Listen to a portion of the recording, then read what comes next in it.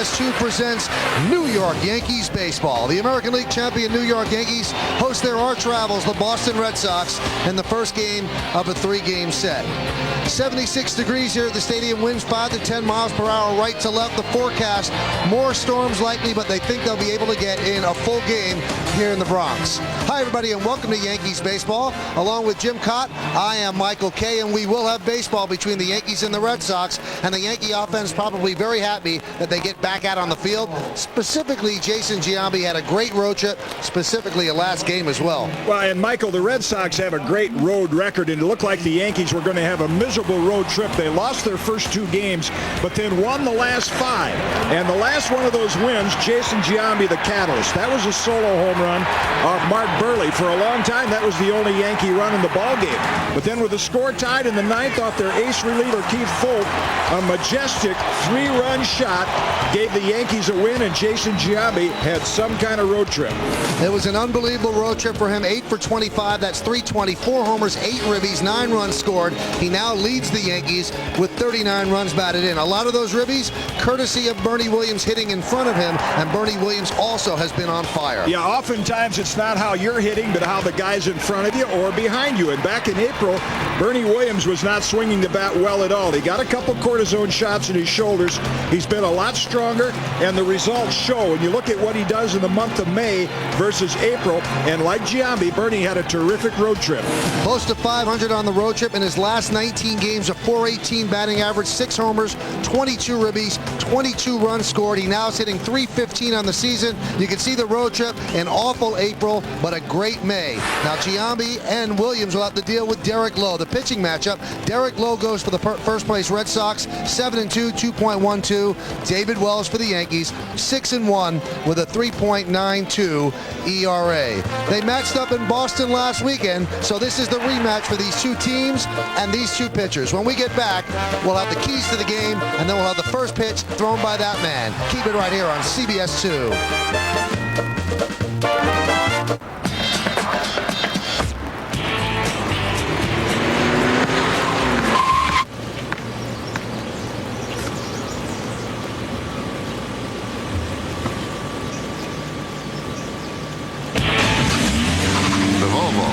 S60. Isn't 60 to 0 as important as 0 to 60? You decide at your Volvo retailer. Dig it till the sun goes down. Today, over 500,000 children get health care through Child Health Plus, New York's health plan for kids. And now, New York State's created Family Health Plus, comprehensive health coverage for adults with great benefits just like Child Health Plus. Now my husband and I can get the same great health coverage as our daughter, and our doctor's right in the neighborhood. Child Health Plus and now Family Health Plus, building healthy families and healthy communities. This is Poland Spring natural spring water. Pure, clear, pristine. This is the 1-gallon clear bottle. Pure, clear, pristine. That's no coincidence, because our 1-gallon clear bottle delivers the pure, fresh taste of Poland Spring, exactly the way nature intended. Poland Spring, what it means to be from Maine.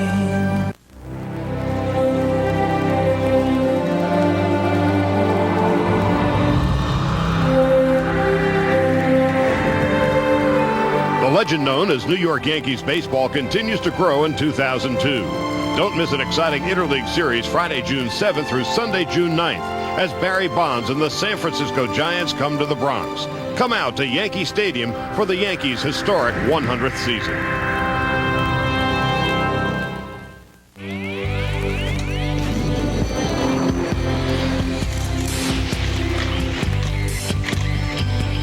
To Nissan, it's a fusion of performance, styling, and innovation.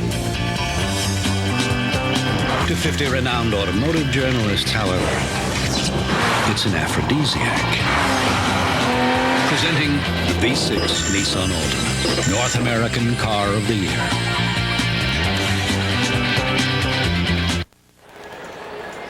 It was absolutely pouring for about 20 minutes here at Yankee Stadium, and the field looks great. The grounds crew's done an unbelievable job. The Yankees were smart enough to get the tarp on before it began to rain, so obviously the infield is in great shape and the outfield drains beautifully, so that is not going to be a factor in the game. But there are going to be keys to the game, and when there are keys to the game, they're brought to you by Hyundai, where driving is believing. And let's take a look at the Hyundai keys to the game. Make Lowe high. From a Yankee standpoint, Derek Lowe really keeps the ball down. They've got to try to wait till he gets it up. Anytime they swing at those sinkers, they're going to hit a lot of ground balls. Is Boomer's back? There's been a bit of a delay. It's his first start in 6 days. I think that's always a question mark. In these days, you see very few complete games. So who has the better pen? So far, the Red Sox in these close games have beaten the Yankees in a lot of one-run games. So it usually comes down to who's got the better bullpen. Jason Giambi had himself an unbelievable road trip, as we told you moments ago, and he ended the road trip in proper fashion as the Yankees try to get to the World Series for the 5th straight time. As for the Red Sox, they have not won a World Series since 1918. So you know that the fans are out in force already, about to remind the Red Sox of how tough it's been since they got rid of Babe Ruth. Head-to-head this year, it's been in favor of the Red Sox. 5-3 in 8 games. The Red Sox have a higher batting average. The Yankees have scored more runs. They've hit more home runs. And the ERA for the Red Sox is higher. But the key there, Jim, is that they've won one-run games. So the games that the Yankees have won, they've won convincingly, but the Red Sox have an edge. Yeah, those earned run averages can be deceptive. The Yankees won one game 14-5. So, you know, overall, all of those games at Fenway Park, and the Red Sox have had great pitching, as well as the Yankees. There's a lot of talk about the Yankees winning games with home runs, but their starting pitching, even without Pettit and with El Duque on the disabled list, has been much better this year, thanks in a big part to the pitcher we'll see Sunday, Ted Lilly. Now, this is one of the great rivalries in sports, probably the greatest, and made even stronger now, is that the two teams have the 2 best records in baseball. The Red Sox the best, the Yankees 1 game behind. Obviously, that puts the spotlight on this place, this little piece of real estate in the Bronx, but it's not the biggest series in the world. It isn't, but when you, if it's for election time, you'd say with about 5 precincts reporting, we declare the Red Sox and the Yankees the victors. I mean, these are 2 teams. Nobody's going to catch them in the East. They're going to be the champion and the wild card in all possibility, and may meet in October once again. They could meet. They've done it before. It would be an exciting time. The Yankees have taken the field. Now let's throw the microphone over to public address announcer Bob Shepard. You play our national anthem.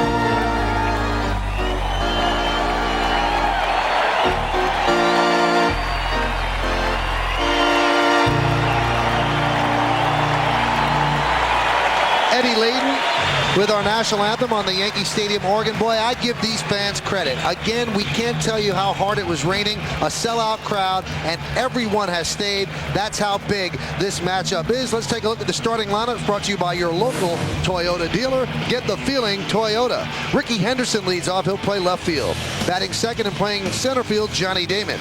Shea Hillenbrand will play third base. He'll bat third against the Yankees in 8 games this year. .438, 2 home runs, 8 runs batted in. Nomar Garcia-Parra, the shortstop, will bat fourth. Brian Dahlback's in right field, batting fifth. The number 6 hitter is the DH, Jose Offerman. Jason Varitek will catch and bat seventh. Batting eighth and playing first base, Tony Clark. He has been slumping. And the number 9 hitter in the lineup, second baseman, Lou Merloni. And they're going to face David Wells, Boomer's 11th start of the year. He's 6-1. The Yankees are 8-2 in his starts. Almost a hit per inning. He has given up 4 home runs. He has excellent control. That's actually a high walk total for him at this stage of the year, 18 in 64 innings. Here's the scouting report on David Wells. The Red Sox are in his house. His record here in Yankee Stadium is 31-10. There's only one Yankees pitcher in history that has a higher winning percentage than that. Needs to mend socks. The Red Sox are his toughest team. He's 11-18 in his career. And actually, David Wells, even though he's a left-hand pitcher, does better against right-hand hitters than left-hand hitters. Lefties are hitting him a little bit better than righties, and I think that's why Brian Daubach might be in the lineup tonight. Let's take a look at the Yankee defense behind David Wells. Shane Spencer is in left field. They sit down Rondell White, who had a bad game against Derek Lowe earlier in the year. Bernie Williams is in center. John Vanderwall over at right. In the infield, Ventura at third. Jeter, fifth among American League shortstops with a .985 fielding percentage, will play short. Soriano's at second. Giambi at first. Posada behind the plate. And on the mound is David Wells. And Jim just detailed the Red Sox success against Wells. Lifetime, Wells has a 5.39 ERA against the Red Sox, but if you're a Yankee fan, don't despair, because lifetime for Derek Lowe, his ERA against the Yankees is 5.98. Let's take a look at the umpiring. Ted Barrett is behind the plate. Brian Runge at first. Tim McClellan, the crew chief, is at second, and Mike Van Vliet is over at third. Well, we're ready for baseball in front of a jam-packed crowd here at Yankee Stadium. It should be fun. Ricky Henderson digs in. David Wells is ready, and here's the first pitch of the game. A little bit low.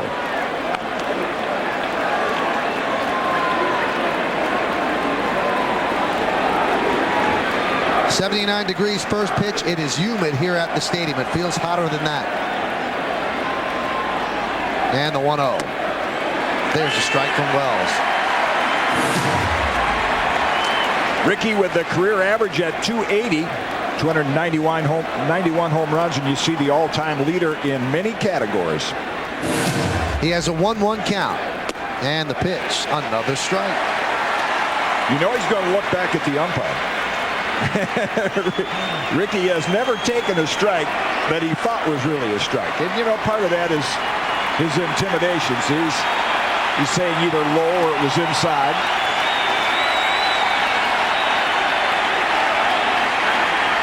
And the 1-2. Dribbled slowly in front of the plate. Posada calls, makes the catch, has no play. Could not pick up the baseball. He called off Wells, which might not have been a good idea. Might have been an easier play for Wells. And Ricky reaches on a hit. Yeah, it really looked like David Wells had the best shot at it. Let's watch Boomer get off the mound. See, right there, now he's going to slow down. And Posada with the ball going away from him. See, I think Wells, the ball is going toward Wells. It's hopping toward David Wells, so he has a better chance with the ball coming toward him to field the play cleanly. Posada, the ball moving away from him. And, of course, with one eye on Ricky Henderson, could not make a clean pick. If it's a dead ball, that's different. But with the ball moving toward the pitcher, I think it was an easier play for Wells. There's Johnny Damon, off to a great start in his first year with the Red Sox, .333. And he runs the hands up the bunt, bunts and bunts foul. He has great numbers against Wells lifetime, 12 for 36. We might see some of this baseball early in this game because of Derek Lowe is the toughest pitcher in the American League to hit and actually leads the league in ERA. And this is a marquee pitching matchup as far as this series is concerned. So a couple of runs early, that might be what Grady Little's looking for. A couple runs early could be big for either of these two pitchers.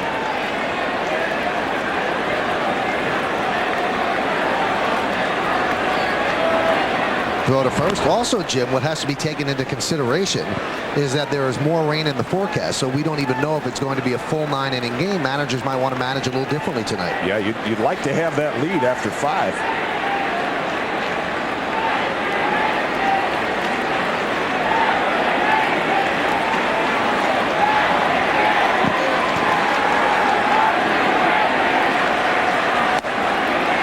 Missed outside. That's the slide step, and most of the time, particularly early in the game, the slide step will be high. It's an unnatural motion. That's really how Boomer tweaked his back in the bullpen some time ago, working on a slide step. A little more difficult to get your arm up in the throwing position.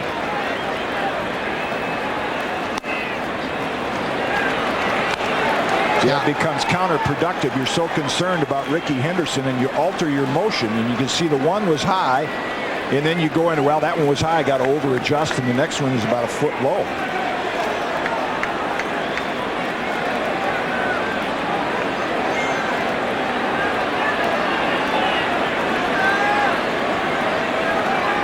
You know, you respect the ability of base stealers, but even if Ricky Henderson were to steal second base, it isn't an automatic run. It's not like 100% of those stolen bases result in runs, so your focus still has to be more on the hitter.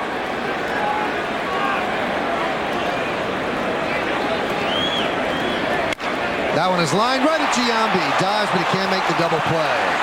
Nice play by Giambi. One down.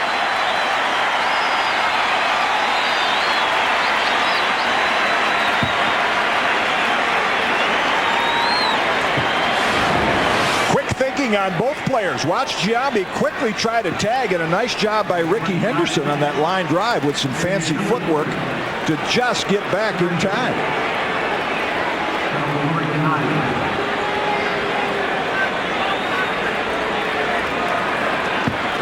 That's pretty slick base running. With some style, yeah. He got back. Most people would have been doubled off on that. Here's Shea Hillenbrand.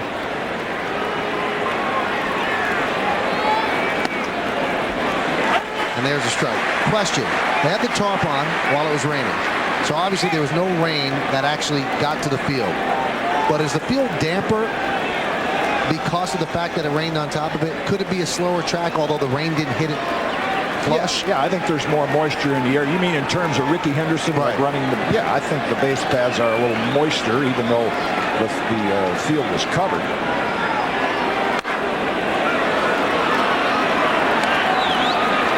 With this Red Sox lineup, just the stylish new pants that's the way the players wear them a lot these days. Instead of tucking them up underneath the legs, they actually have little stirrups on them. Only thing missing is the spats.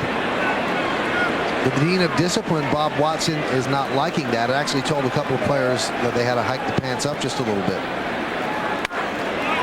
One of those players was Jason Giambi. Really? Mm-hmm. Although if you take a look at Jason, he has not hiked them up that much. No. Alfonso Soriano, though, he follows orders. Well, if it has any influence on how you hit, I'd wear mine like Soriano. Not that Giambi isn't hitting well, but Alfonso off to a great start.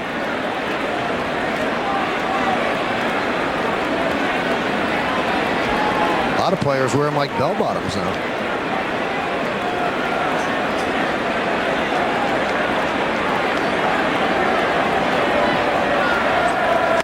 Swung and a miss.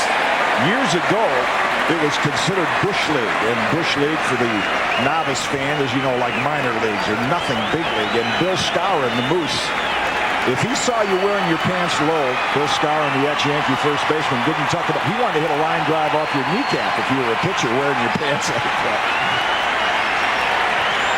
Well, he'd be going after Ricky then.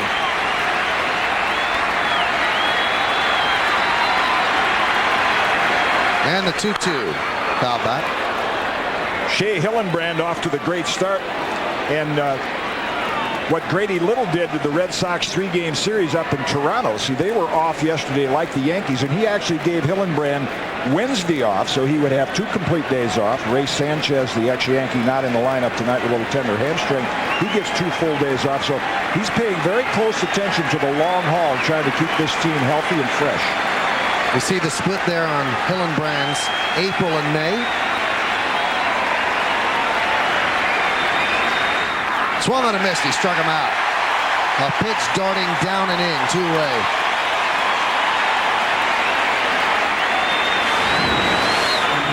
A more patient hitter this year, Hillenbrand is, but when you have a good curve like David Wells, it makes no difference. This pitch had the appearance right about there of being a strike. And look at that great 12 o'clock to 6 o'clock rotation. By the time it ended up, Posada caught it just off the ground. That's an outstanding curveball. And I'm sure he's telling the other Red Sox hitters in the dugout that same thing. Here's Garcia Parra. Chop foul.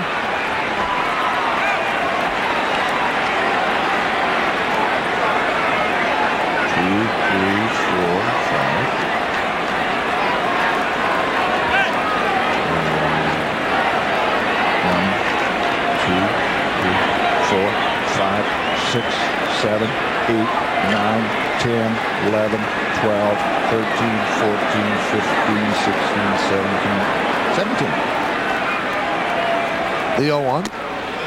There's a strike. Can we put that to music? Let's see if he does it the same number of times. I think he has a little rhythm, or as you said the last time, he is idiosyncratic. Yes, he is. Let's count. 2, 3, 4, 5, 6, 7, 8, 9, 10, 11, 12, 13, 14, 15. Oh, 15. Came up short. The 0-2. Foul back. As a pitcher, would that drive you nuts? I wouldn't look at it. I would, when you have hitters that take an exceptional amount of time, to me, you try to work a little faster. In today's game, the hitters waste more time than the pitchers. They spend a lot of time stepping out of the box. If I were pitching against Garciaparra, whether you'd have success or not, I would try to rush the ball on him.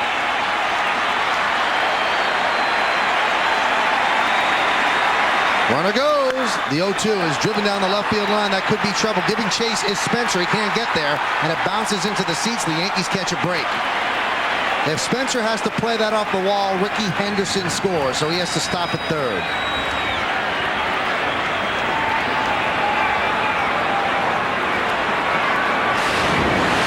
And this is what Michael referred to. It looked like a breaking ball that hung up in the strike zone, and right there it hits the warning track and bounds just over the wall. You see Shane Spencer helping the umpire make the call, ground rule double. If it hits the wall and caroms back, Ricky Henderson scores easily. Now he has to stop at third.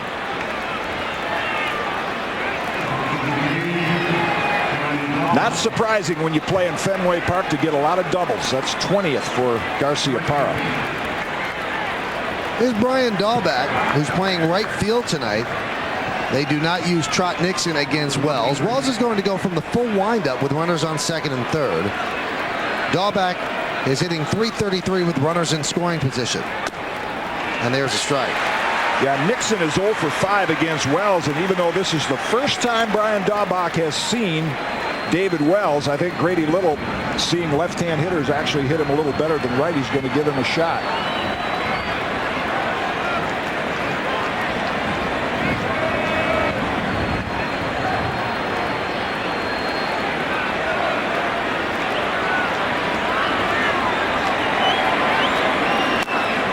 There's a strike. Ricky Henderson was a third of the way down toward home plate, darting, trying to really distract David Wells. And if Wells was in the stretch, Jim, he wouldn't even see it.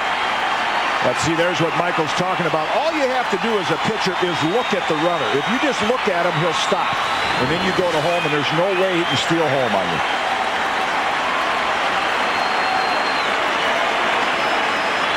And the 0-2. Swung on a miss. He struck him out on a breaking ball.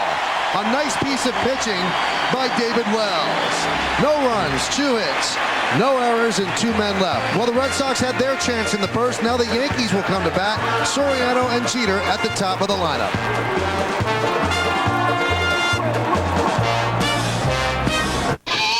Your search for the gold standard stops here. The all-new 2002 Chevy Trailblazer. It's the most powerful midsize SUV on the planet, with better highway fuel economy than Ford Explorer, and the most standard towing capacity in its class. Go for the gold with the lease as low as $369 a month on a Trailblazer 4-wheel drive LS. Residency restrictions apply. Call for important lease details. See your local Chevy dealer.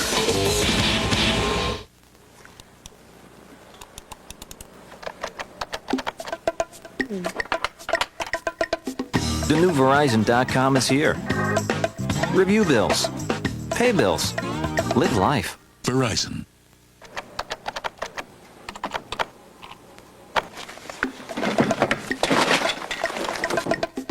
The new Verizon.com is here.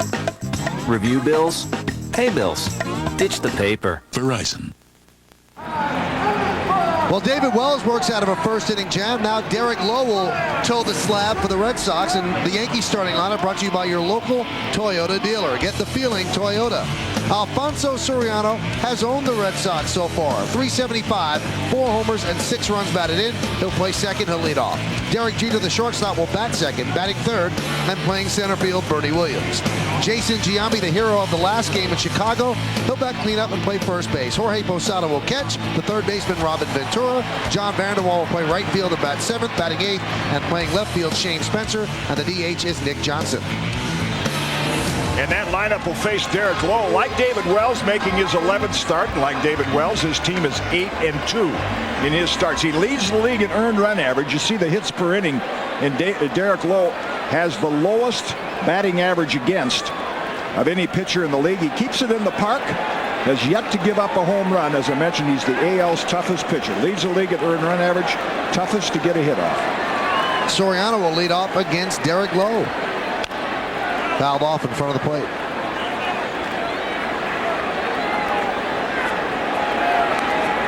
Interesting comment by Derek Lowe. Shows you how high his standards are. He almost used the word embarrassed by his last start against the Yankees. He went 6 innings, gave up 3 runs. That's not so bad. And the 0-1. Swung on this.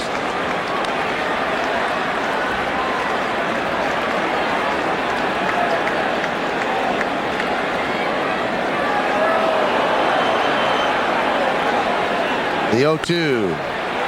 Grounded inside third and down the left field line. Soriano rounds first. He'll go to second. Henderson digs it out of the corner. A leadoff double for Alfonso Soriano.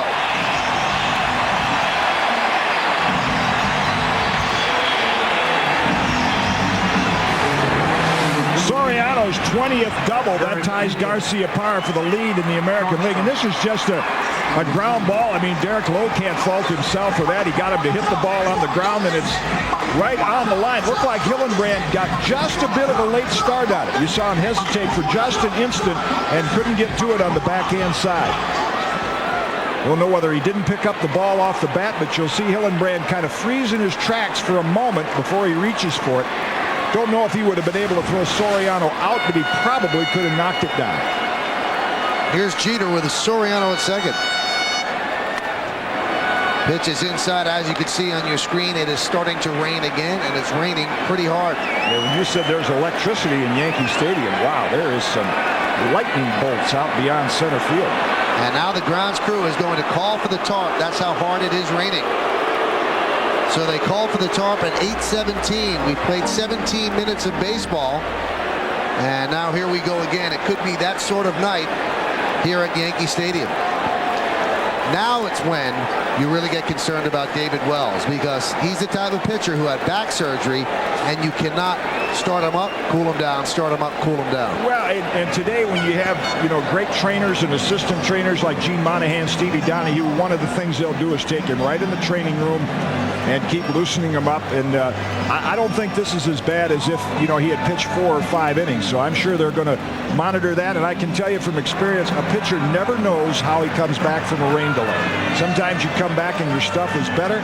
Other times you go out there and it's a chore just to throw it 60 feet. So we'll get a chance to see how it affects both Lowe and Wells.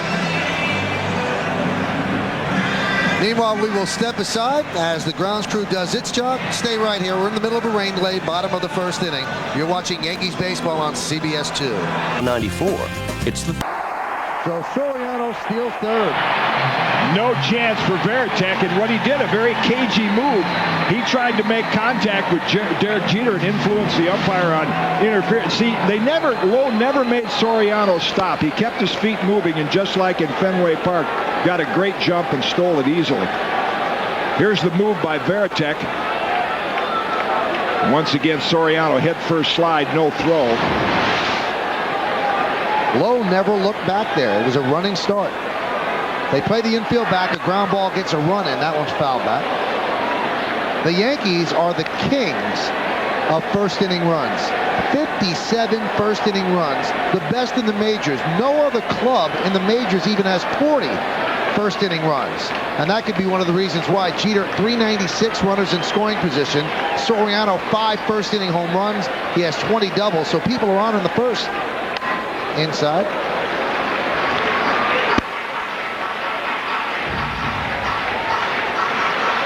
Now, Derek Lowe has allowed 17 runs so far this year, and 4 of them have come in the first inning. Usually guys that sink the ball have some problems early. And the 2-2 inside. And when Michael says sinker ball pitchers have trouble early, the main reason is you tend to overthrow. First inning is always the most anxious inning for a starting pitcher. You tend to overthrow the ball, and for a sinker ball pitcher, when that comes in thigh high, not knee high, that's not a good pitch.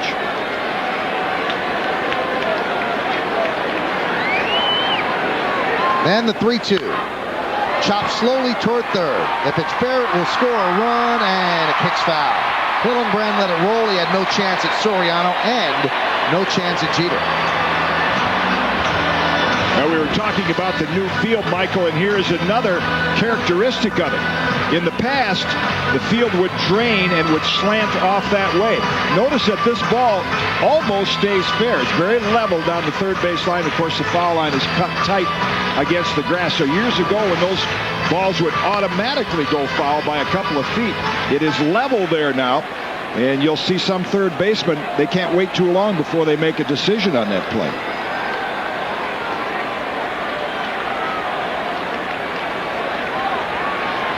Low from the stretch.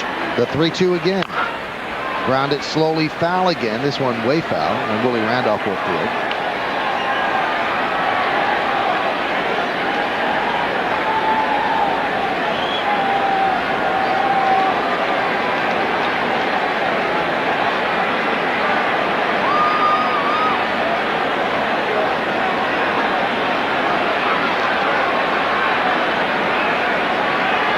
And the 3-2, a little bit low.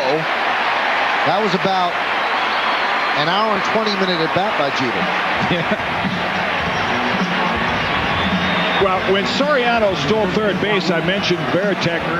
His only hope was to hope that he got catcher's interference. So you'll notice as Jeter squares, and right there, he's trying to make contact with Jeter to see if he can get umpire Ted Barrett to call interference. That's the only chance he had.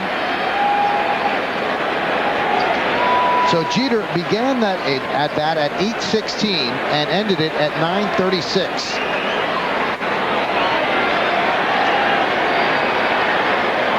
Here's Bernie Williams, 13 for his last 25. He has the average up to 315. There's a strike. Before the game, Joe Torre said Bernie feels healthy now in the shoulders and he doesn't have to cheat anymore up there. What does that mean? Well, when his shoulders were sore, hitters, it's a legalized form of cheating. The hitters will get the bat started a little bit quicker because Bernie he didn't feel strong enough to really generate some bat speed. So you start cheating, you try to get the bat started a little sooner, and that's counterproductive. So now he trusts himself. Now he trusts himself. His shoulders are getting better every day, and he trusts the fact that he can wait and stay back as long as possible. And the longer you can wait and stay back, the better chance you have of hitting the ball, hitting it solidly.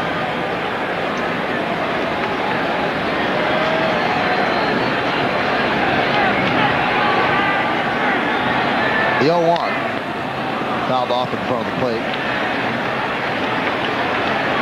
See how Derek Lowe goes at the Yankee left-hand hitters. Remember the game we had at Fenway? You try to keep left-hand hitters at Fenway Park from hitting the ball the other way. So we saw a lot of curves down and in from Lowe. A lot of pitches down and in, try to get the left-hand hitters to pull it. In Yankee Stadium, you would rather have the left-hand hitters hit it the other way rather than pull it. Much deeper and left. Just missed outside. You saw the stat, Bernie 5 for his last 5 with runners in scoring position, and Soriano is in scoring position. His last time up, a big base hit in Chicago, a 2-run single to tie the game, and that set up Jason Giambi's 3-run home run. Bernie has been scalding of late, 39 for his last 99. Jeter's back.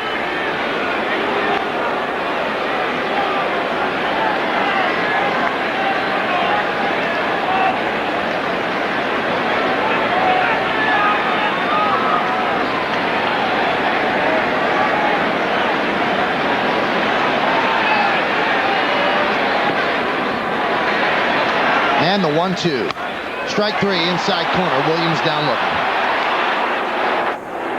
So one away for Lowe in the Red Sox, and that'll bring up the aforementioned Giambi. Well, that's late movement. You see, actually, Veritek wanted that pitch outside. You saw the target. They go in, they go out. And there's the late movement. To Bernie, looked like it was coming right at him. And you'll see the rotation on Lowe's moving fastball right back across the inside corner.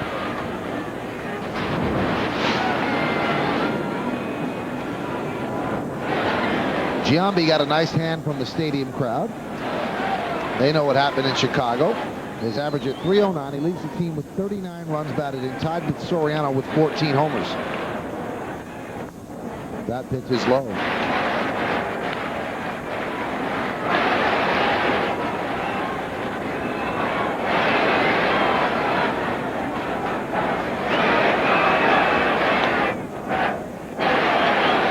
Great numbers with runners in scoring position. .345, 4 homers, and 27 runs batted in.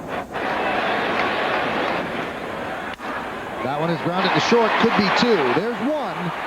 There's 2. So the Yankees, with runners on first and third and nobody out, do not score.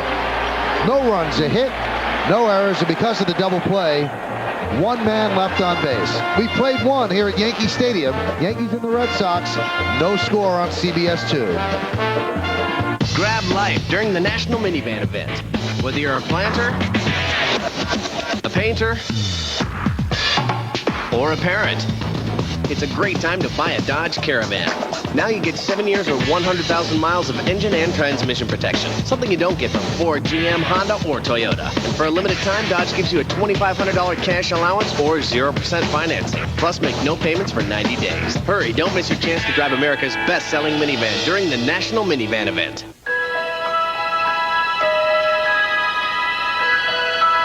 Look, make a wish. I wish tonight would never end. Me too. Hi there. Can you folks get up now, please? Thank you.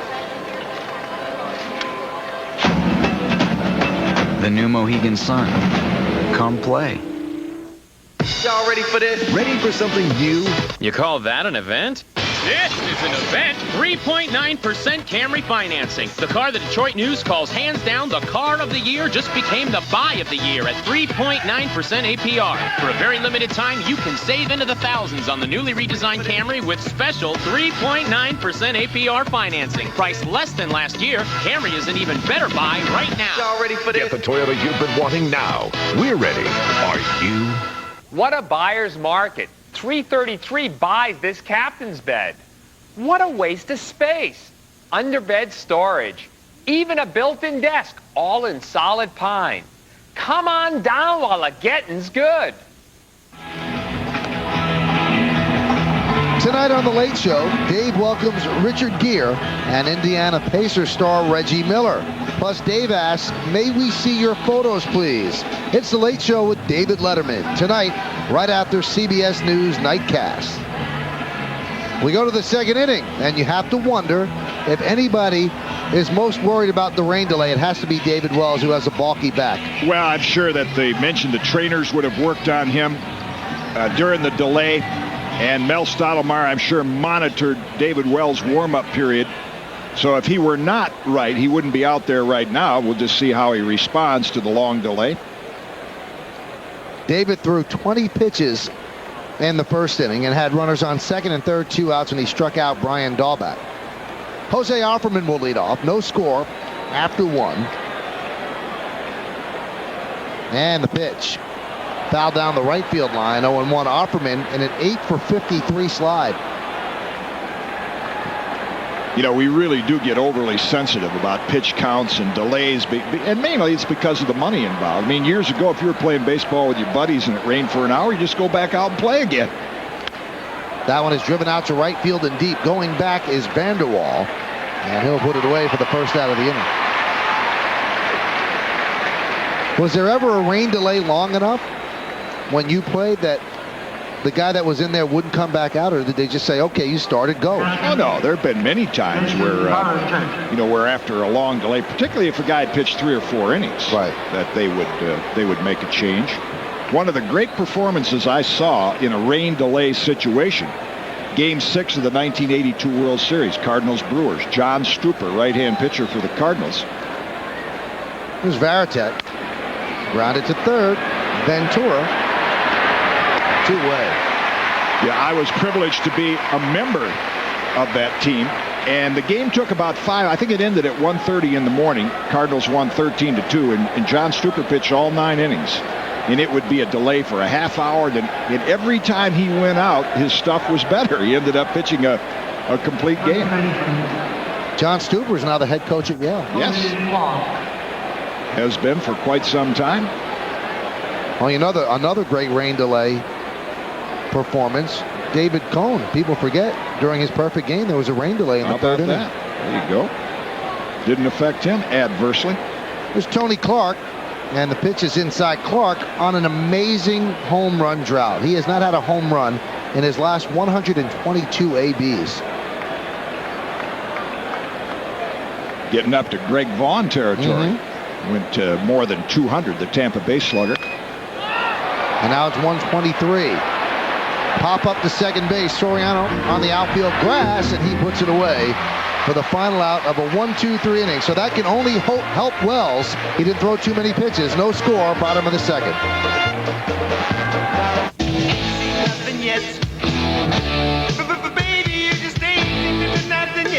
Ford Explorer, a best pick from the Insurance Institute for Highway Safety that left the competition way behind. Explorer is roomier with an available third-row seat that folds flat.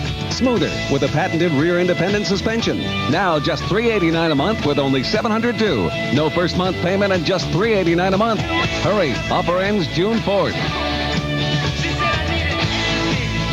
I'm a Tyrannosaurus, man. I'm a tyrannical titan. There's no way he can beat me. I'm the best fighter of this era. There's no way. I refuse to be beaten. He should fear the fact that I don't fear him. I'd be happy if this fight was a no-hold bar and we just went for it. He needs to be taught a lesson. On June 8th, the talking stops and the fighting begins. Where will you be when history goes down? Lewis Tyson is on, live on pay-per-view. Don't miss it, Saturday, June 8th. Contact your pay-per-view provider to order.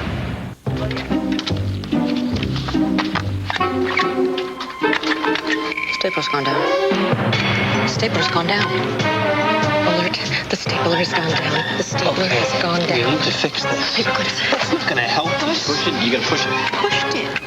I've got staples. When you don't have to worry about your networks and systems going down, what will you worry about? Unicenter. Reliable infrastructure software from Computer Associates. The folks who bring you Poland Spring brand natural spring water actively support the protection and preservation of our environment. For every home run hit by a New York Yankee in today's game, we will plant a tree in one of New York's neighborhoods. Poland Spring, what it means to be from Maine. Well, fans, make sure you're at Yankee Stadium for a weekend that's sure to be packed with thrilling moments Friday, June 7th through Sunday, June 9th. That's because Barry Bonds and the San Francisco Giants come to town to battle the Yankees in a 3-game interleague series. Tickets are going very fast, so act now. Visit the stadium ticket window, Yankees clubhouse shops. Call Ticketmaster at 212-307-1212 or log on to Yankees.com. You know, I am really looking forward to that, Jim. I'm looking forward to the games and obviously to see Barry Bonds and the Giants and the Yankees. One thing I'm really looking forward to is getting a chance to visit with Dave Righetti. Absolutely, the pitching coach for the Giants. Here's Posada. There's a strike. I talked to Righetti when Mariano Rivera broke his record. He said he wants to congratulate him. And Barry Bonds also moving up on a record. One more home run he ties Frank Robinson for 4th all-time. Outside. Yeah, during my brief playing time with the Yankees, Rags was a young pitcher coming up, so we had a chance to spend some time together in spring training in Fort Lauderdale, and now to see him as a coach. That one is lined to right field, a base hit for Posada. So he opens the second inning with a single, and that'll bring up Ventura. Mentioned in the keys to the game, make low, throw high. From a Yankee standpoint, seeing a sinker ball pitcher, that's low. That's high. Now you say, well, that's below the belt. Yeah, it's below the belt, but for a sinker ball pitcher, that's too high. And Posada pulled it into right field. You might hear this crowd cheering right now.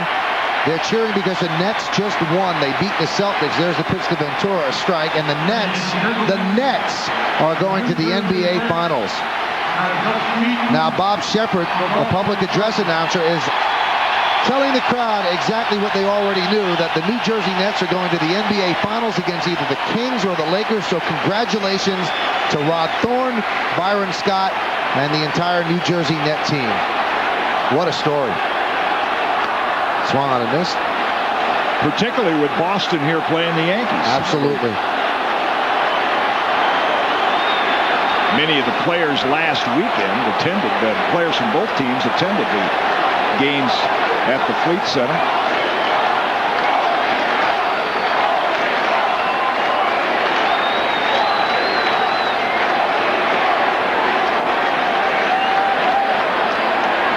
And the 0-2 way outside. What a nice tribute to Robin Ventura on his return to Chicago. I had a chance to talk to him about it before the game.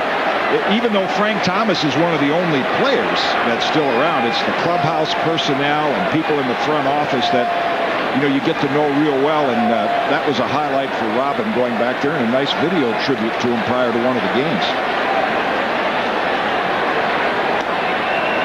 Pitch is high. The tribute was for about 10 minutes, showing highlights from throughout his career.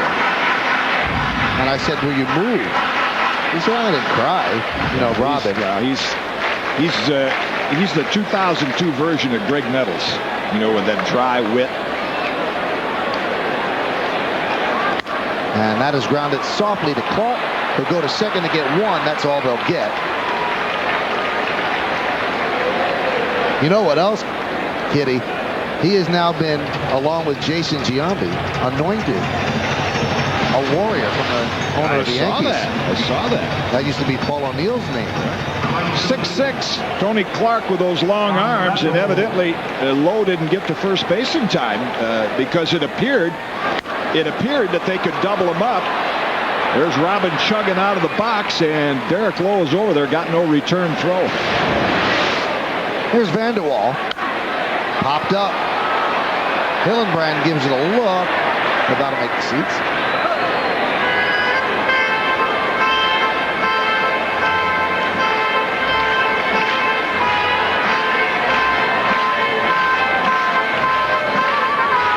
Greg Nettles had some of the great one-liners during his tenure here, as well as the early part of Greg's career. We were teammates in Minnesota, and Robin has that same sort of laid-back personality. Well, they're both from California. Both pretty good third basemen. Yeah. Obviously, the big story in the clubhouses the last couple of days has been the steroid story. Right. And somebody asked Robin Ventura, and he said, well, you know, I've never done steroids. He said, you know, I have this funny thing, I kind of like my kidneys and my liver, too. Yeah, right.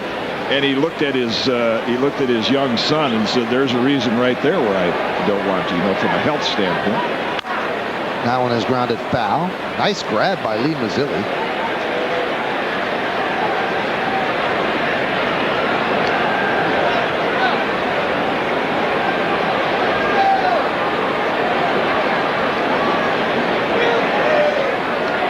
If you just joined us and you're saying, why are they in the second inning? Well, there's been a long rain delay. The start of the game was delayed an hour, and then after two batters came up in the bottom of the first inning, we were delayed another hour and a half. So that's why it is the bottom of the second inning at this time. The 1-2. Foul ball. See, there's Derek Lowe's strength. He got a pitch up and into Posada. Left-hand hitters in Yankee Stadium are more geared to pulling the ball, which should feed right into Derek Lowe's arsenal. That sinker going down and away. Left-hand hitters try to pull that, as maybe Giambi did. It ends up being a double play ground out. The 1-2 is driven down the left field line. Giving chase is Ricky. In the corner, he makes the play. The second out of the inning, and Ventura hustles back to first.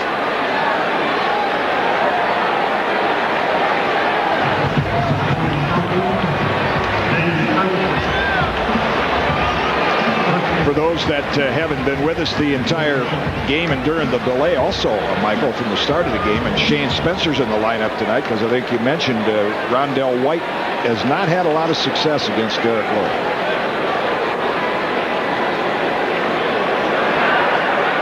Struck out 4 times early in the year against him.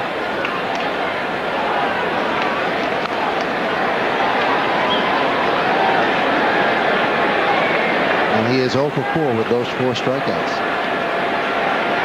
Spencer 2 for 10.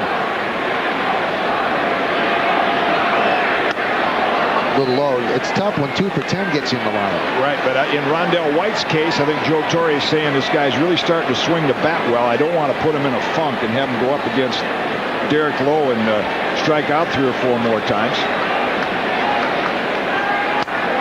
Swung on the miss. He has been swinging the bat amazingly well. He and Bernie Williams have been on fire. In fact, on the road trip, he was 11 for 23.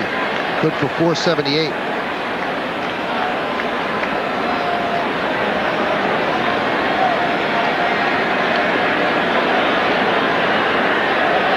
(2-1), grounded foul. Red Sox had a Cy Young Award winner back in 1967. He later became a teammate of mine, Jim Lonborg. Led the Red Sox to the pennant that year. They call it the impossible dream. And Derek Lowe physically has a lot of the characteristics of Jim Lonborg. Tall and lean. Lowe at 6'6". I think Lonnie was about 6'4".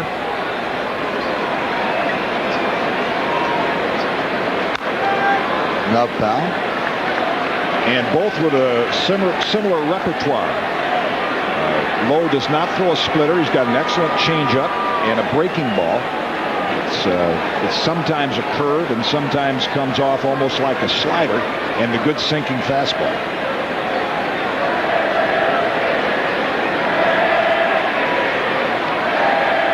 (2-2). Driven out to right field. Right there is Dahlback, and he'll put it away for the final out of the inning. So for the Yankees, no runs to hit, no errors, and 1 left. We played 2 at the stadium, no score.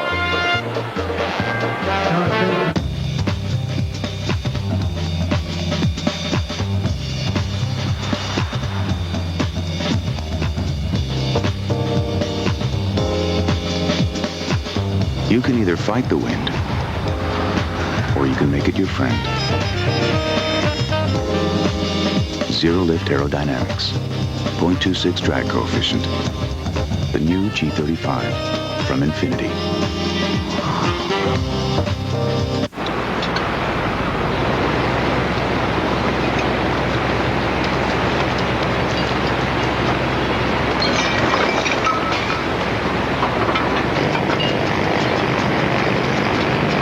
There's a better way to stay cool this summer. The same dependable people you rely on for all your heating needs also install, replace, and service Central Home Air Conditioning.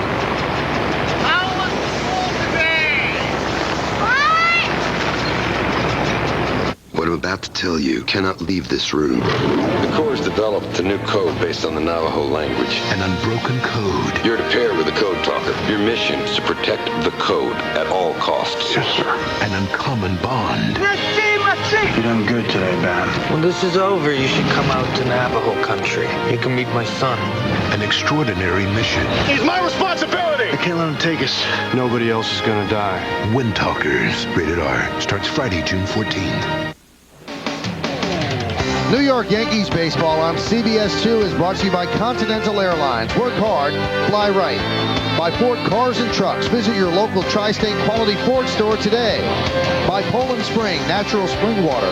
Poland Spring, what it means to be from Maine. And by Lincoln, American luxury. A sellout crowd on hand here at Yankee Stadium. Most have stayed through 2 lengthy rain delays as we go to the 3rd inning. And the pitch to Lou Merlone is up and away.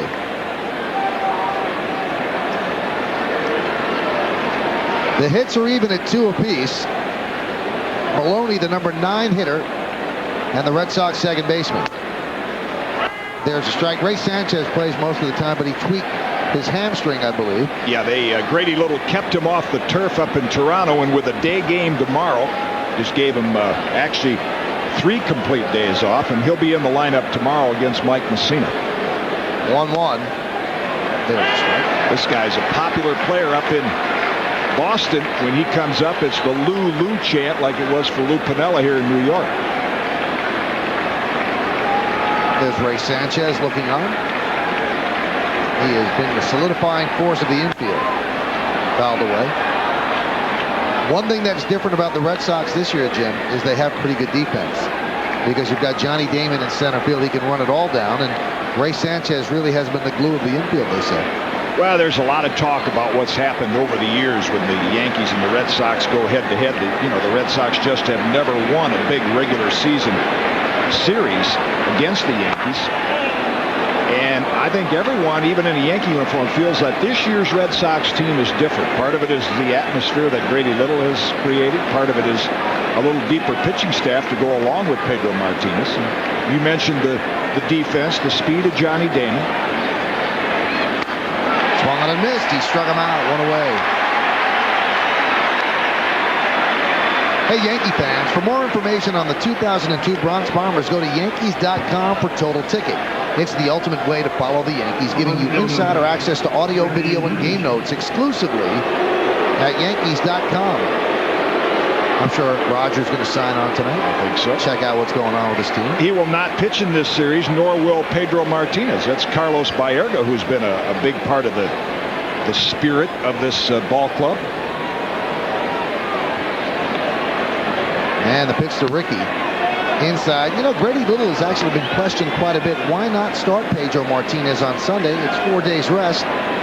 But I understand what he's doing because last year his arm was hanging.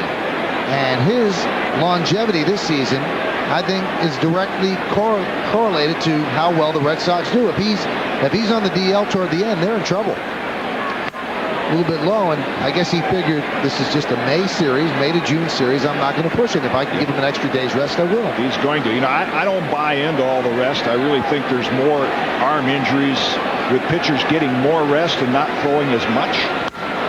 But that being said, if you haven't trained to pitch more often and you have the injury problems, like you said, they're willing to say to Pedro, instead of starting 36 games a year and maybe you could win 25, we'll give you 5 days rest. It's almost like pitching once a week. There's 25 weeks in the season. He may not even start 30 games, and yet, as great a pitcher as he is, he could still win 20. 2-1 inside. They really got a little bit concerned because his last start, they said his arm was flat. Didn't really have much life to it. So that's why if they were even doubting themselves, they said, well, that'll do it. He's not going to start on Sunday. See, that you can't judge a pitcher and say every time he goes out there he's going to have no-hit stuff. That's part of pitching over a full year, is to try to win games when your arm feels like an 18-wheeler rolled over it the night before. I mean, that's all part of being a starting pitcher. The 3-1, he walked him. So Ricky really distracted Wells in the first inning when he got on an infield hit. Now Wells gives him a free pass.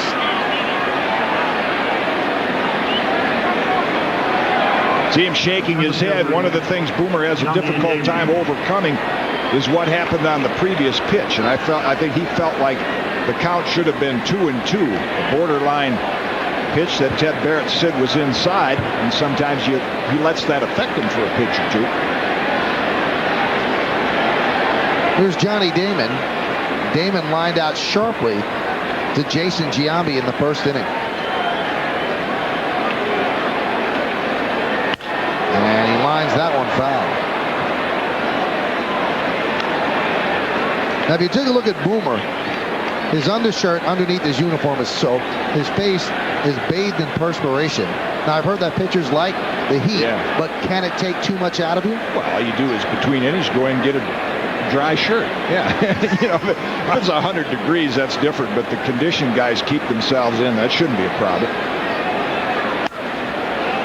Pitch is high. Even if they're soaked, and obviously it's a hot, humid night, they won't be able to pitch. I think it's always how much rest between innings. That's the key to a pitcher going out and getting the other team out 1, 2, 3 and get that pitcher right back on the mound. But it's the amount of time you get to recover between innings dictates how you're going to feel over the course of the game. Breaking ball is low. See, there's the slide step he's going to again. Posada's going to come out to the mound. I think you said Jimmy Williams when he's at Boston, now he's at Houston, didn't allow his pitchers to use the slide step, wanted him to use the conventional delivery. And it's more difficult for some pitchers than others. And Boomer has not been real sharp using the slide step, but Ricky at first base, he's done it a couple of times. You know, I always thought the use of the slide step robbed you of stuff because you aren't using your bottom legs as much, but you've said it, and other pitchers I've spoken to say it's that you don't have the time to get your arm up to the right slot to deliver the pitch. They're just not used to it. That's why you don't have as good a stuff. I don't say this from a boastful standpoint. It's just I kind of originated the slide step back in the mid-'70s by sitting on the back leg, and that's exactly the key, is getting your hand up into the throwing position. And if you don't do that, most of the time the ball hangs high. Now, did you do it to stop base runners, or you just felt comfortable doing it? Actually, to stop base runners, because there was not a lot of speed in the game, but then along came the Oakland Athletics with Bill North and Campy Campaneris. Reggie could run. This is, there's the slide step, not the conventional delivery.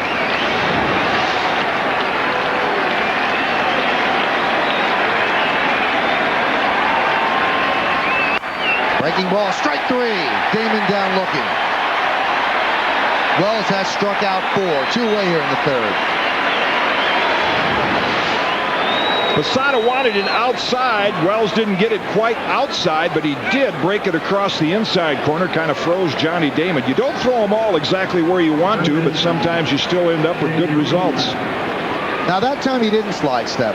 Why do you choose to slide step when you think they're going to go? Well, I think, you know, from the bench, they call these pitches, and if they think Ricky's going to go, you know, they control the running game now from the bench. Do they even call the slide step? I think that started with Tony La Russa in Oakland. That one is grounded to third. Bobbled by Ventura, bobbled again, an error. E5.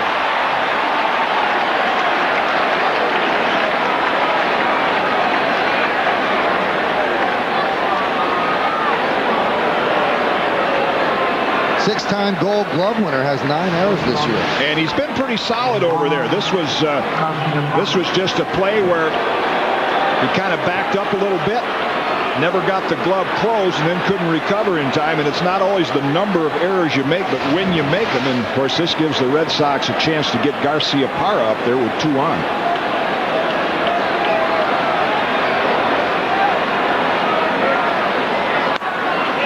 Breaking ball outside. Garcia Parra.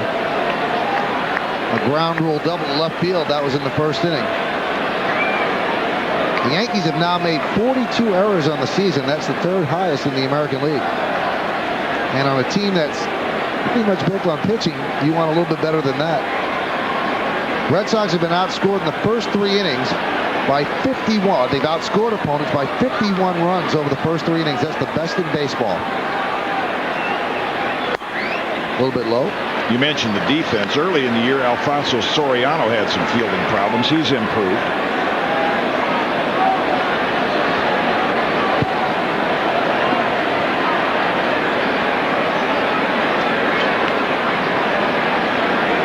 Jeter's had probably his best defensive year. And Giambi has not made an error at first. The 2-0. In the dirt. Blocked by Posada. The count 3-0. You know, first base isn't open, but third is. And from a pitcher standpoint right now, if I'm David Wells, I treat it like first base is open. Brian Daubach is only in the lineup because Trot Nixon has trouble with lefties, but certainly Daubach does not hit lefties well. He's only seen Wells once and struck out, so I certainly wouldn't think they would give Garcia Parra a pitch to hit right here. And the 3-0. There's a strike. Perfect pitch, knee-high outside corner. Garcia Parra really hits well against the Yankees. Only Encarnacion and Surhoff have better averages since 1998. 384 against the Yanks.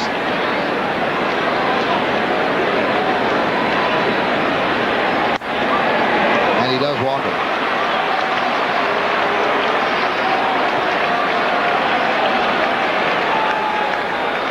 Doesn't look like Boomer's happy with that. Here's the sequence. Curve just misses. That's too low. Again, the curve nowhere close. That's a perfect 3-0 pitch. And that one, I don't know whether David is unhappy that he's not getting the corner or whether he thinks he is getting the corner and isn't getting the call.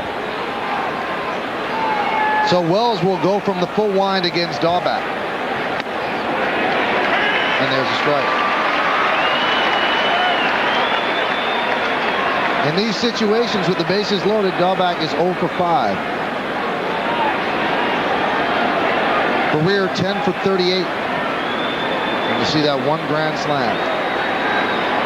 The 0-1. Breaking ball again. Looks early, Jim, like his best pitch is his curveball tonight. Well, I think in this situation, particularly with Dahlback, who hasn't hit well against lefties, he probably does not want to get beat with any kind of a fastball on the inside part of the plate. Not that he won't throw him one during the sequence, but certainly the curve's the one he wants to get him out with. Right back to Wells. And that'll do it. Not hit as hard as you would think. A little bit of a humpback minor. Good reaction by David Wells as he keeps the Red Sox off the board. No runs, no hits, 1 error, and the bases are left loaded. The Boomer, a defensive whiz. We go to the bottom of the third with no score.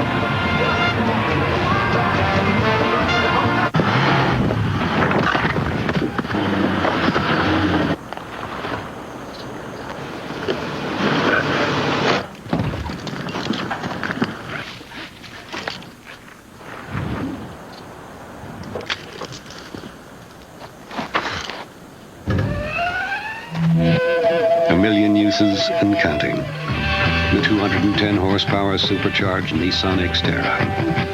Everything you need, nothing you don't. It's Dirtball Mayhem! See metal crunch like cereal. It's electrifying! It's extreme! It's rockboarding!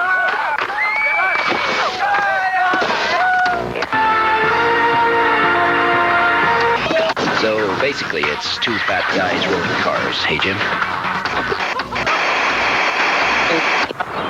Miles away from other light beers. Corona Light. Today, over 500,000 children get health care through Child Health Plus, New York's health plan for kids. And now, New York State's created Family Health Plus, comprehensive health coverage for adults with great benefits just like Child Health Plus. Now my husband and I can get the same great health coverage as our daughter, and our doctor's right in the neighborhood. Child Health Plus, and now Family Health Plus, building healthy families and healthy communities. This is Terry, my STS guide. This is my STS guy. STS does tires, brakes, wheel alignment, and much more. STS Tire and Auto Centers. It's a trust thing. Now open in your area. Nick Johnson leads off against Derek Lowe, and he takes the first pitch outside, 1-0. 0-2-0 for the Red Sox, 0-2-1 for the Yankees. The Red Sox, over 3 innings, have stranded 5 base runners. And the Yankees, over their 2 innings, have stranded 3. And the pitch to Nick. Line drive, base hit up the middle, almost took off Lowe's head. Wow. Yeah, he's a good athlete with great reactions. Outstanding basketball player, and that got his attention. Whew.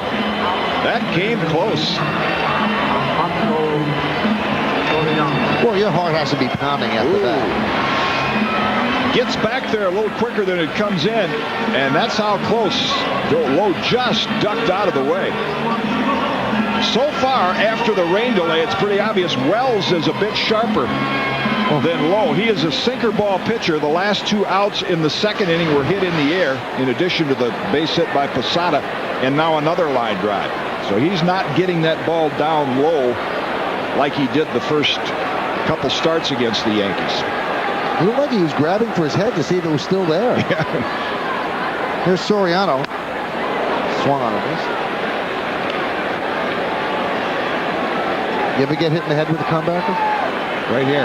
See all these nice teeth? Yeah, not but that wasn't a line drive. No, it was a hopper, right? Actually, if you're going to get hit as a pitcher, it's the best place to get hit.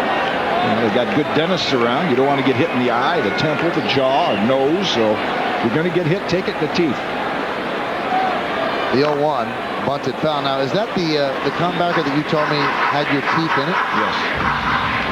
Ball went to third base. Rich Rollins threw it to Vic Power, and Vic Power came over. I was laying on the mound with some blood dripping down, and he had the baseball with a couple fragments of teeth. And Vic said he was from Puerto Rico. He said, "You want to have this for a souvenir?" And I still have it. The teeth have eventually fallen out, but the marks are still there.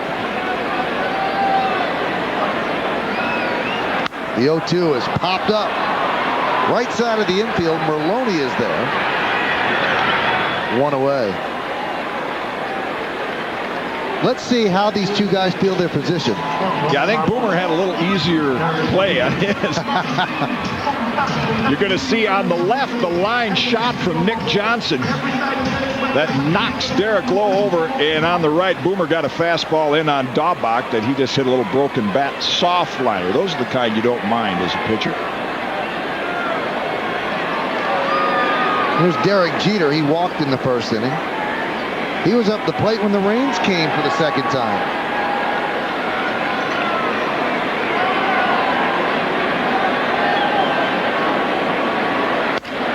Grounded softly to third. Hillenbrand goes to second for one. Back to first. Not in time. Just beat the relay. I didn't even think it was going to be that close. I didn't either. Well, Derek, for his entire career that we've seen him, gets right out of the box. Sometimes when you get jammed like that as a right-hand hitter, you get a slow start.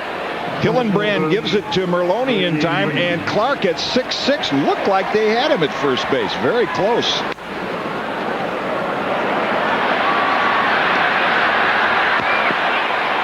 Yankees might have got the benefit of that close call. Here's Bernie Williams. He came up in the first inning. The Yankees had runners on first and third and nobody out. And Bernie looked at an inside fastball for a called third strike. Then Giambi wrapped into a double play. That one is hit sharply right at Clark. Oh, what a play. And he steps on the bag for the final out of the inning. We are seeing some leather being flashed here tonight at Yankee Stadium. Take a look at the reflexes on Tony Clark. We go to the fourth inning, no score. Introducing Jeep Liberty. With a 210 horsepower V6 and a highly capable new suspension, it can take you miles away and back again.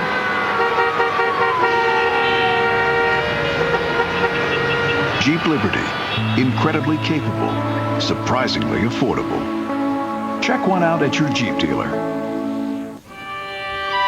Some forests are national parks. Some forests are nature preserves. This forest is a water fountain. Poland Spring natural spring water comes from protected springs deep in the woods of Maine. It's why Poland Spring just may be the best tasting water on earth. Poland Spring, what it means to be from Maine. You've got places to go, people to see. No matter where you end up, it's hard to find a car like Chevy Malibu. It offers V6, automatic, and ABS standard, unlike Toyota Camry and Nissan Altima. Malibu's got all the features you need to keep you going. Now lease Malibu, one of the most dependable mid-size values on the planet, for as low as $229 a month. Residency restrictions apply. See dealer for important details. Malibu. See your local Chevy dealer. We'll be there. The promise to protect your family from rip-offs and danger. The proof. New York's largest and most experienced team of investigative reporters. What consumers should realize. What CBS 2 has learned is that CBS 2 New York, bringing you a better newscast. We go to the top of the fourth inning, which means it's time for the Aflac trivia question. The question is, who are the only three Yankee catchers to bat 300 and hit 25 home runs in the same season? We think we have the answer. If you have the answer, you'll know for sure in the bottom of the fourth inning when we give you the Aflac trivia answer. Saw one of them in the clubhouse tonight before the game. Pitch to Offerman a little bit low.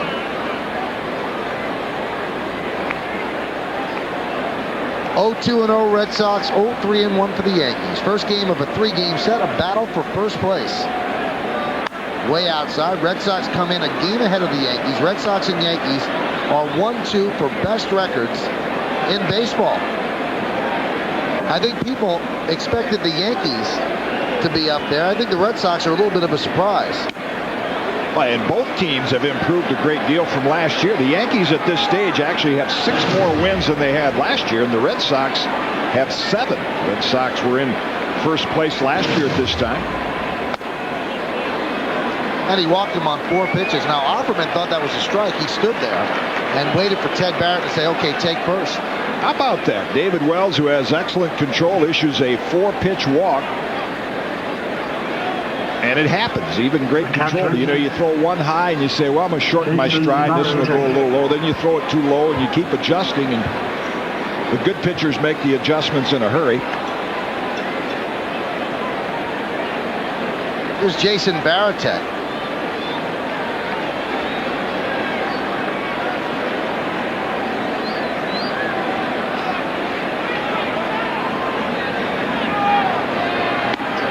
And there's a backdoor breaking ball strike. That's a good call by Posada. Sometimes when you miss the strike zone with 4 straight pitches, you go to the breaking ball. Instead of a power pitch, it's a touch and feel pitch, and it helps you. You throw that with a little more rhythm, as they would use the phrase, within yourself more than a fastball. So good catchers will do that. Go to first. It is funny how cyclical things are. When Jorge was just coming up, pitchers didn't want to pitch to him. They wanted to pitch to Joe Girardi. Now they want to pitch to him. Well, he learned his trade from Joe Girardi. Messina, Clemens, and Wells all like to pitch to Jorge Posada. And Alberto Castillo gets Ted Lilly and Orlando Hernandez every now and then. And Castillo's done a good job as well. Good catch and throw guy. Calls a pretty good game.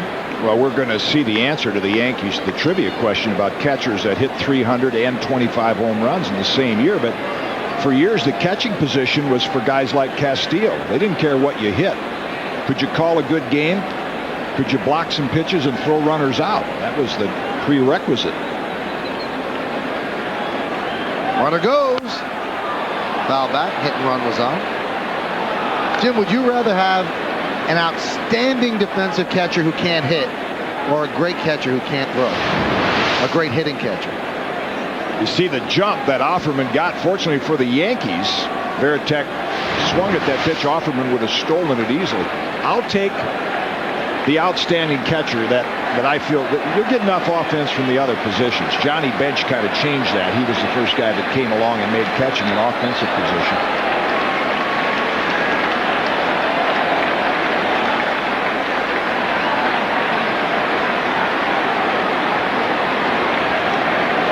And the 0-2. Driven out into center field. Bernie Williams right now. One down. I mentioned before we were talking about this, that in my career, you know, guys like Earl Batty, Phil Roof, and I did not get a chance to pitch to this man a lot. He'll be in the booth tomorrow. Tim McCarver Timmy was a good hitter, but he was an outstanding catcher. Good catchers call the game according to a pitcher's strength, and the tendency is for some catchers to call the game according to what they can't hit. Thurman Munson was an outstanding receiver. Like, if catchers can't hit a curveball, they call curveball one right after the other. They figure if I can't hit it, nobody can. Tony Clark pops it up, but that'll be foul. You hear so many pitchers say, I don't want to pitch to the hitter's weakness. I want to pitch to my strength. Right, and that's when you hear the expression calling a good game. That's what good catchers will do.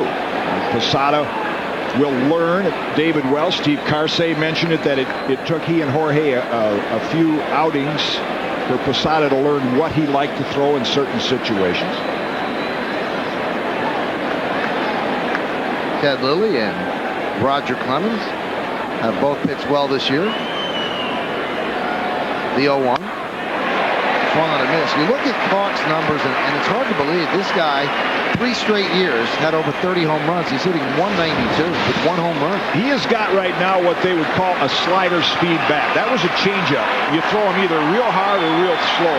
He's had some back problems. His swing has gotten very long and very slow, and probably a medium speed slider is the best pitch he can catch up with. The 0-2, swung on and missed. He struck him out on a breaking ball. Hey, Sunday on CBS 2, it's Broadway's Night to Shine. Don't miss the Tony Awards with live performances from your favorite shows, including Oklahoma. Join host Bernadette Peters and Gregory Hines in a celebration for the nation. The Tony Awards, Sunday on CBS 2.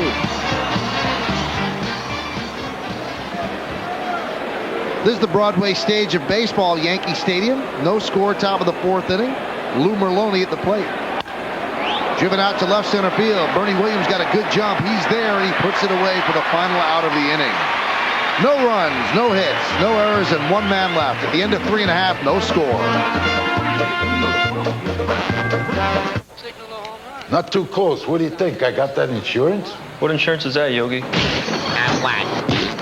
The one you really need to have. If you don't have it, that's why you need it. Need what? Aflac. Well, if you get hurt and miss work, it won't hurt to miss work. And they give you cash, which is just as good as money. Aflac. Ask about it at work. Hey, Ray, look at this. Wall-to-wall entertainment. You want entertainment, Carl? I'll give you entertainment. Look, Carl, I'm a maniac! Let's see their entertainment do this! Blockbuster introduces a better way to buy DVDs, like Harry Potter. Rent it first. It's guaranteed to be there. And if you like it, save your receipt and you can buy a previously viewed DVD later for just $9.99. So rent it, like it, buy it, and make it a Blockbuster night. Y'all ready for this? Ready for the adventure, the value, the variety? It's Toyota's nationwide summer event featuring our versatile SUVs. Like 4Runner. Right now, you can get 1.9% APR financing or $1,300 cash back on any 4Runner. Your choice. Or cash in on exceptional financing on Highlander, RAV4, Sequoia, the whole line of Toyota SUVs. Y'all ready for this? Get the Toyota you've been wanting now. We're ready. Are you?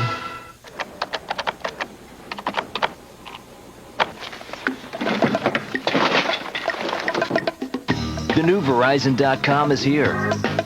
Review bills, pay bills, ditch the paper. Verizon. Jason Giambi leads off here in the bottom of the 4th inning. No score. First game of 3 between the Yankees and the Red Sox. And the pitch to Giambi is way inside. He wrapped into a 6-4-3 double play to end the 1st and 3rd. 1 out threat in the 1st inning for the Yankees. Leads the Yankees with 39 runs batted in.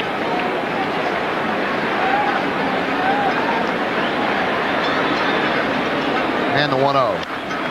Outside. I don't know what kind of diet Jason Giambi's on, but Michael, about 2 Fridays ago, it was a rainy night like tonight, and he hit that grand slam through the raindrops, and I think he lost about 20 pounds from on top of his shoulders that night, and his bat got lighter.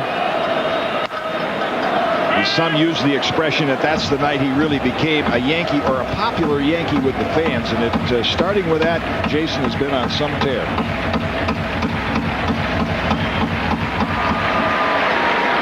On the road trip, 8 for 25. They've already got Giambi shirts out in the stands. There's a strike. There's the interlocking NY, which he chose to wear. Big Mickey Mantle fan. His dad was a big Mickey Mantle fan. Obviously, he couldn't wear number 7, but 2 and 5 equals 7. And that's why he was 1 and 6, 16 in Oakland. Pitch is low, but that number's not available here either because of Whitey Ford. But Whitey Ford said, I would have given him the number. All I had to do was ask. Not a lot of numbers available here. No. Eventually, they'll be wearing triple digits. There are some of the retired numbers. One of them even retired twice. Absolutely. Pitch is inside, so Giambi works the walk.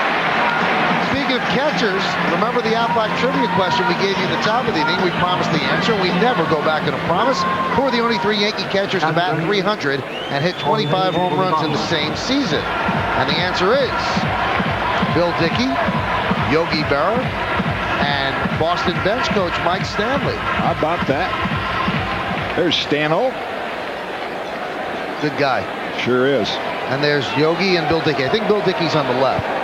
Yogi's the one on the right. I'll take your word for it. Pitch to Posada was a little bit low. Posada singled to right in the second inning.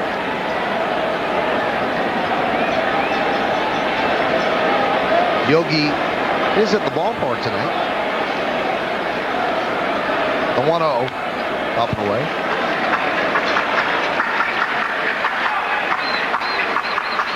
How many are there? Let's count. 1, 2, 3, 4, 5, 6, 7, 8, 9, 10, 11, 12, 13, 14, 15, and one's so 14 if you count 8 once. And the last one that's been retired, Don Mattingly's 23.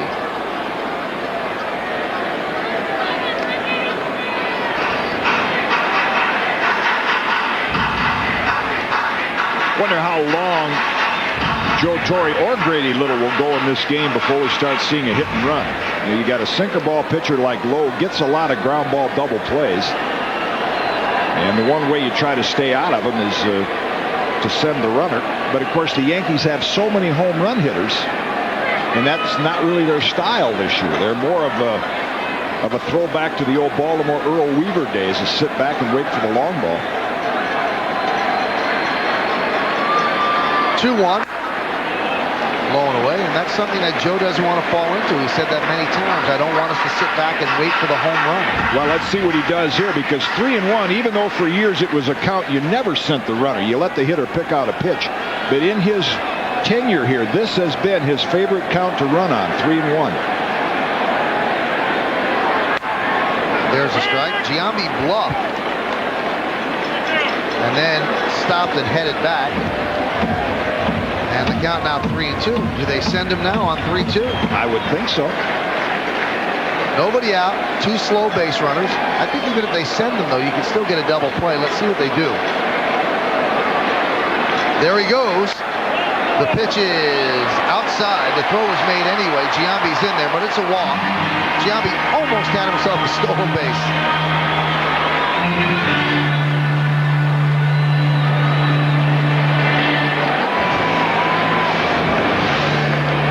Giambi's jump and the pitch just outside.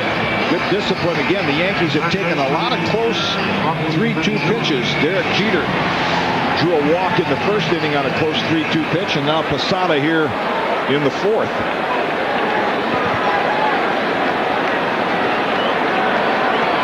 Ventura is 3 for his last 20.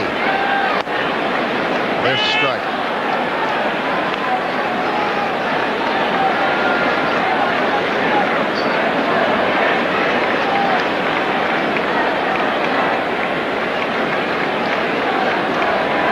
Better hitter with runners on base. More home runs the other way, but more ribbies with runners on, a higher batting average. You know, it's to Derek Lowe's credit that the Yankees have not scored yet. I mean, he doesn't have the same electric stuff or control that he had the first time they saw him. And even when he lost last week 3-2 in 6 innings, allowed only 3 runs. There's his pitching coach, Tony Conley. Pitches inside. His body language even tells you he's not happy with his stuff, whether it's the rain delay. Tony's going to come out and talk to him, but we talked about the Yankee lineup and the hitting counts that they get. First of all, no team has had more 2-0 counts. And once the word gets around, you got a lot of home run hitters. If pitchers, they read the scouting reports, they get a little strike zone shy early in the count. And the hitters end up with these great situations like Ventura has right here, 2-1. Cloninger, the Yankee bullpen coach for many years, a very good friend of Grady Little. And when Little got the job mid-spring training, Cloninger, who was a coach, or should I say a scout with the San Francisco Giants, got offered the job and took it immediately. And their history goes back to when Grady was managing for another organization than what Tony was scouting for, and after games they would sit down and talk baseball, and that's where their relationship started.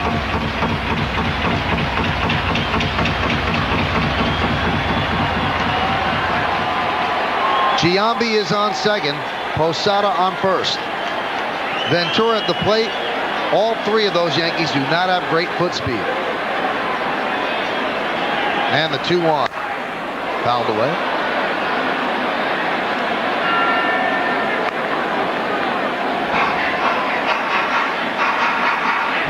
If you look around this ballpark, there are some scattered empty seats in the wings of the upper deck. Otherwise, most of the fans, incredibly, have stayed around. It's 10:33, and they hung through the rain delay. Sure, a lot of concessions were sold. The 2-2. Hit sharply to second base. Maloney goes to second one on the first double play. Beautifully turned by the Red Sox as Giambi moves to third.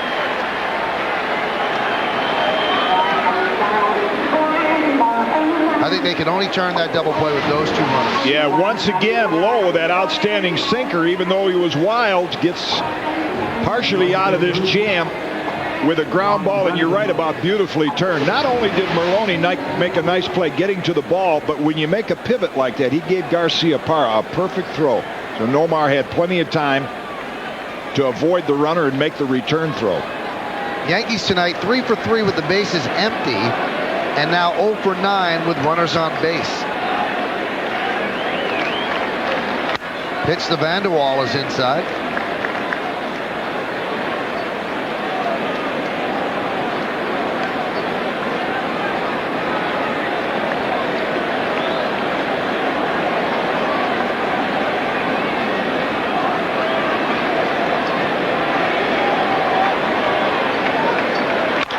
That one is dribbled slowly towards second. Maloney charges, field fires, and they just get Vanderwall for the final out of the inning. So Lowe works out of trouble. No runs, no hits, no errors, and 1 man left on base. We played 4 here at Yankee Stadium. No score.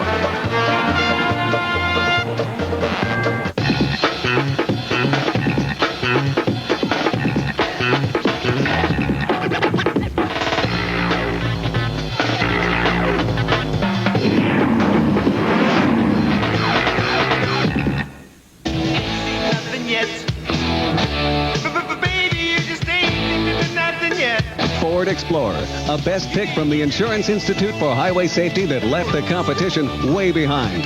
Explorer is roomier with an available 3rd-row seat that folds flat. Smoother with a patented rear independent suspension. Now just $389 a month with only $700 due. No first month payment and just $389 a month. Hurry, offer ends June 4th.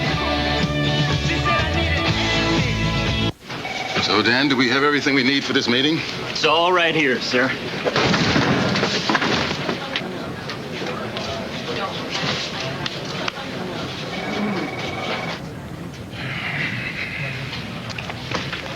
Is your data backup as reliable as it should be? Don't worry, sir. He told me everything. Ours is. Bright Store Storage Software from Computer Associates.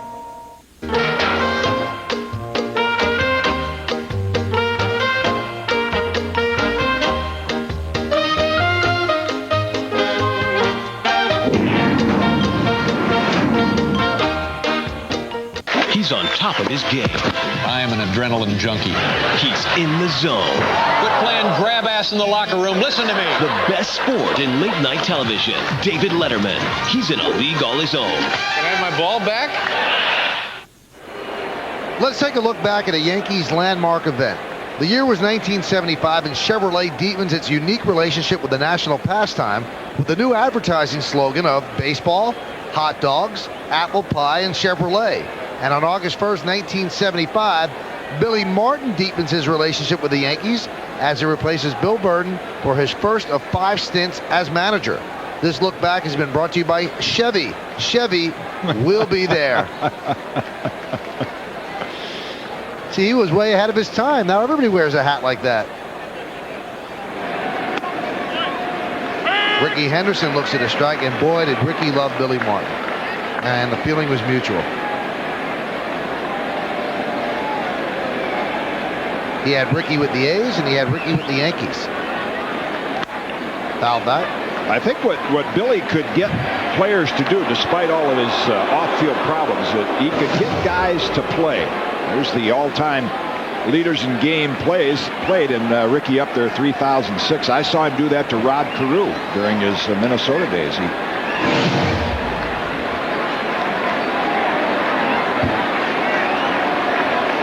And the 0-2.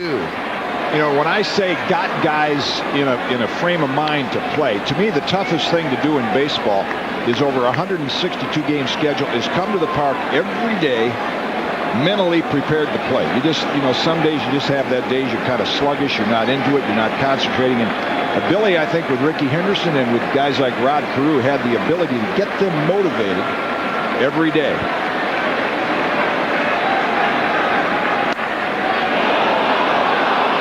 Goes for 1 and 2.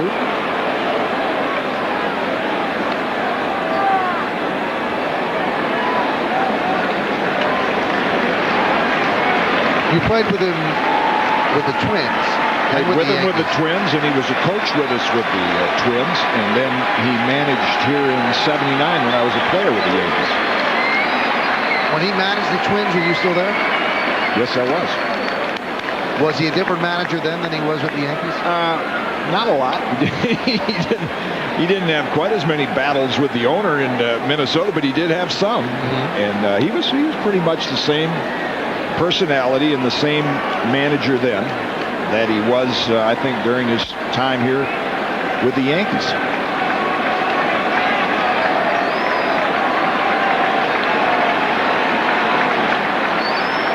Here's the 2-2. Grounded left side. A tough play for Jeter. He fields, fires. Nice scoop by Giambi, but not in time. Once it got past Ventura, you knew it was going to be trouble.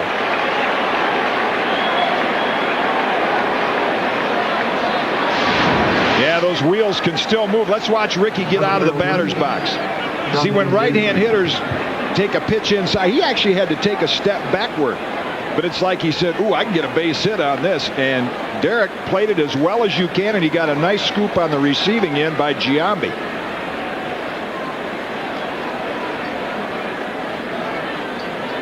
So now Wells has to be worried with Henderson. Henderson's been on all 3 times he's come up.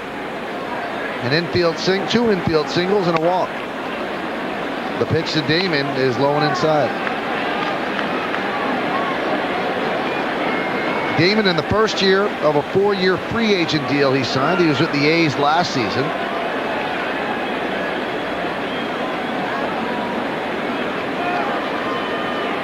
Ricky has been sort of a mentor to Damon.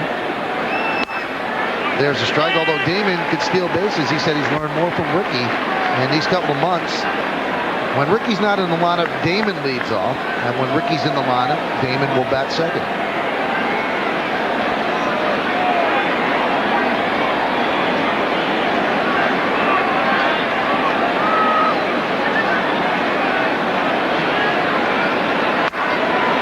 Well, you have coaches on every team for every facet of the game, but you can't help but learn something if you pay attention. If you're Johnny Damon, you certainly want to pick up.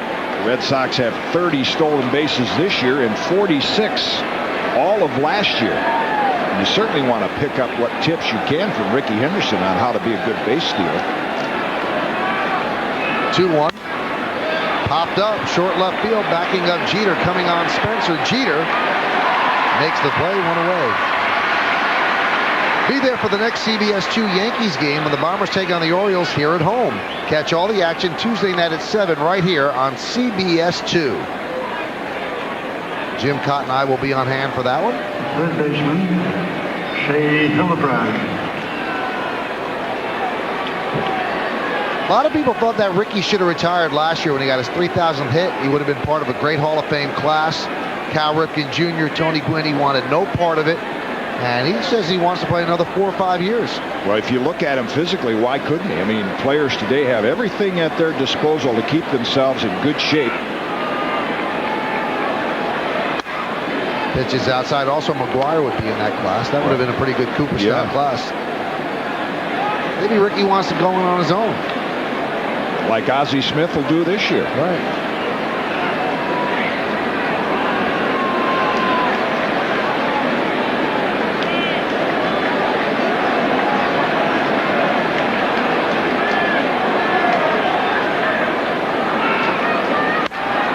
Grounded to short. Should be 2. There's 1. There's 2. So that'll do it. for the Red Sox in the 5th. No runs a hit, and because of the double play, nobody left on base. At the end of 4.5 innings of play, we're halfway through. It's the Red Sox nothing and the Yankees nothing. They turn 2 on CBS 2.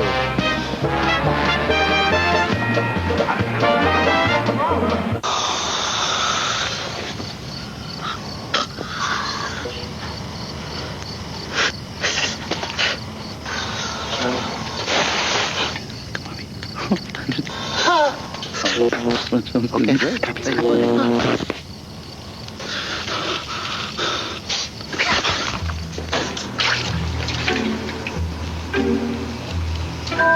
New Mega Millions from the New York Lottery. With jackpots so big, you're gonna have to dream bigger. The first time ever I saw you. When you see your baby for the first time on the new GE 4D ultrasound system, it really is a miracle. Ever I saw your face.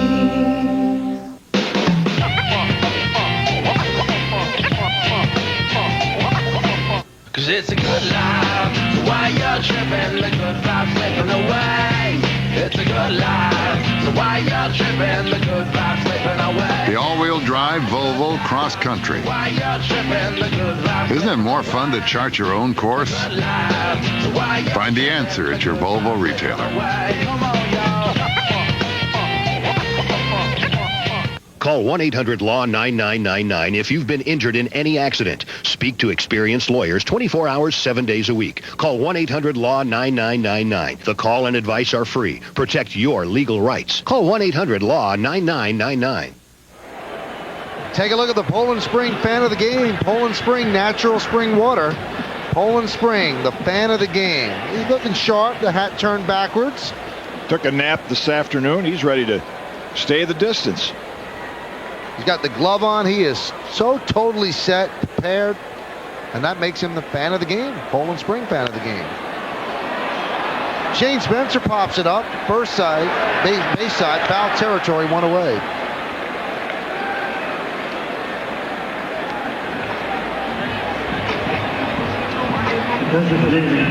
So Spencer's now 0 for 2, and that'll bring up Nick Johnson. And that's the first time in this game that Lowe has retired the leadoff hitter in an inning. And that makes things a lot easier.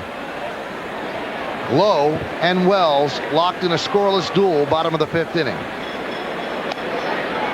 Pitch is outside. Now Nick Johnson, his first time up, almost took Derek Lowe's head off with a line drive up the middle. Lowe knows it was Johnson. And when you pitch him again, is it on your mind? Well, anytime you're a sinker ball pitcher that throws a ball low and away, like in this case to left-hand hitters being a right-hand pitcher, you have to anticipate the ball being hit back toward you. The 2-0 outside, because that's the proper way to do it, up the middle of the other way, right? Exactly.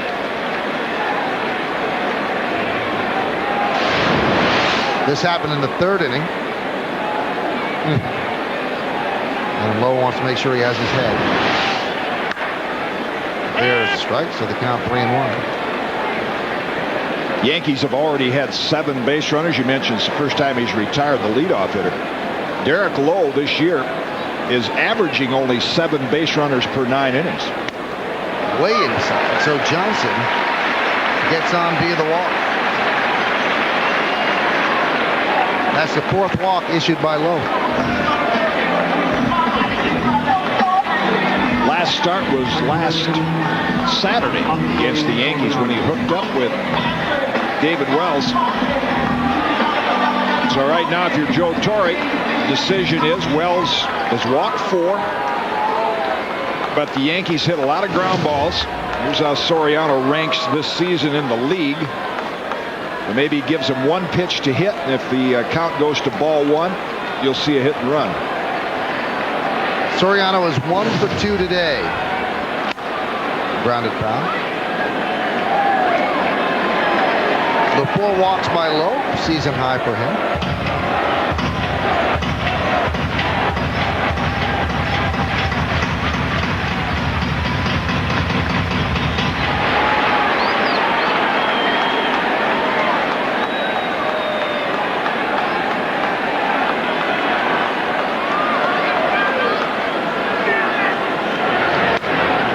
Throw to first. Soriano doubled inside third in the first, then popped to second. That was in the third, and he has yet to see a ball tonight. Every pitch he has seen has been a strike. The 0-1. Grounded sharply, diving play there by Hillenbrand. He'll go to second, and they get the force. He saved another double. Beautiful play by the Red Sox third baseman.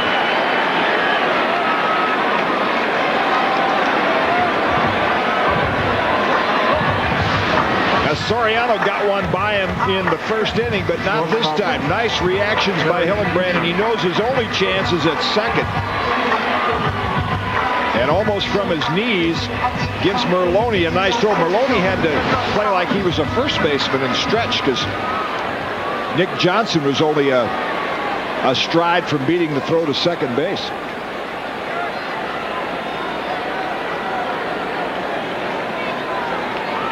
Here's Derek Jeter. Walk and hit into a fielder's choice.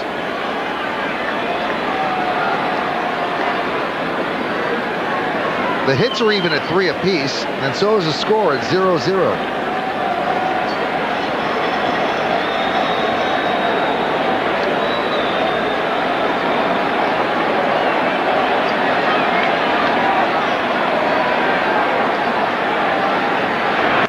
You can see that Lowe is varying how much he holds the ball to throw off Soriano.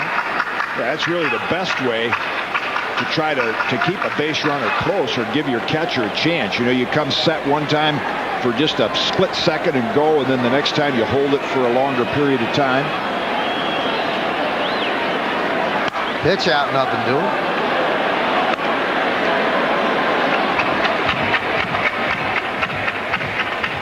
Willie Randolph will go through the signs. The teams seldom pitch out back-to-back, so if you're Soriano, you got to say it's a good pitch to run on, and Jeter will get a pitch to hit.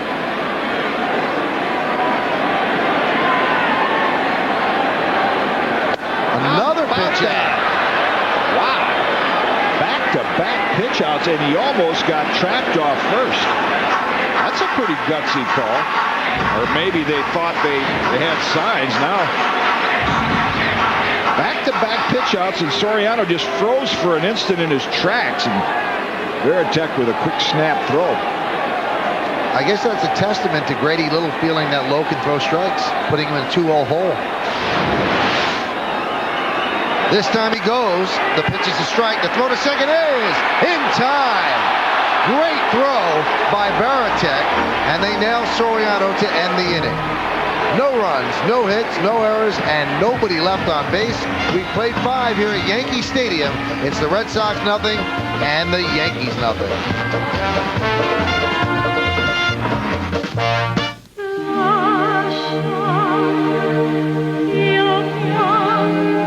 There are 2 basic ways to help protect you in an unavoidable collision. Attempt to insulate you from the unavoidable collision, or try to redefine the word unavoidable. Test drive the BMW 5 Series today. It's Dirtball Mayhem! See metal crunch like cereal. It's electrifying! It's extreme! It's rockboarding!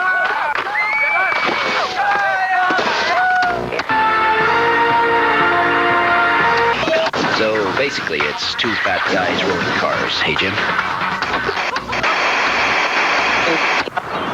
Miles away from other light beers. Corona Light.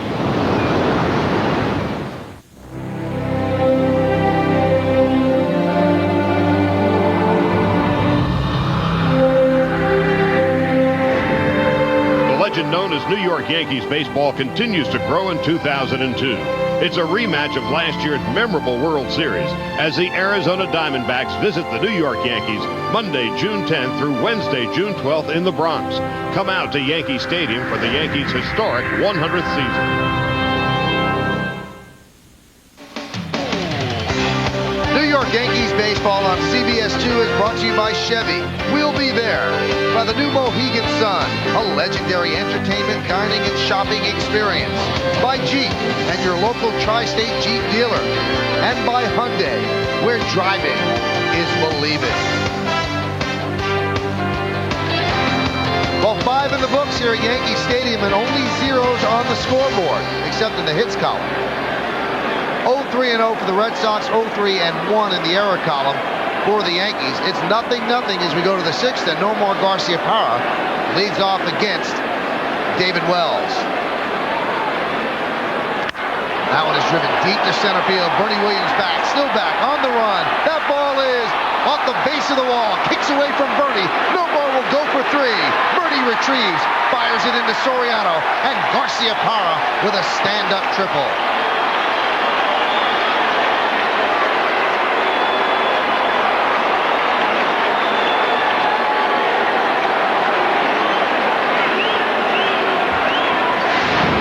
Bernie looked a little confused on this play. I mean, not that he could have caught it. The pitch got too much of the strike zone, but he went back as if he had no chance to catch it. You see Garciaparra immediately. You don't need the coach. You can just look over his shoulder and tell whether he can get to third base or not. But right there, if you can't catch the ball, you have to back up. See, I don't think he saw it. He was looking over his left shoulder, and the ball hit way over his right shoulder. Kind of looked like he thought it was going out. Yeah, because if you know you're not going to catch the ball, you know, you're going to back up and play the carom. Well, the Yankees will now bring the infield in on the left side. Giambi is about even with the bag at first, and Soriano backs up. Now Jeter is also back, so they're just in at the corners. A ground ball to short or second scores the run. The pitch to Dahlback is high.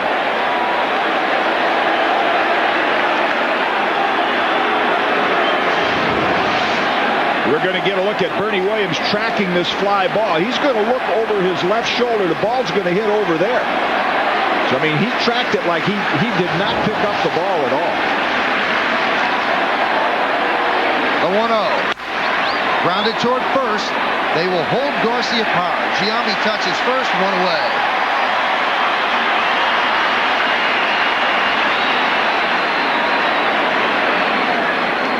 Now let's see if they bring the infield in with 1 out.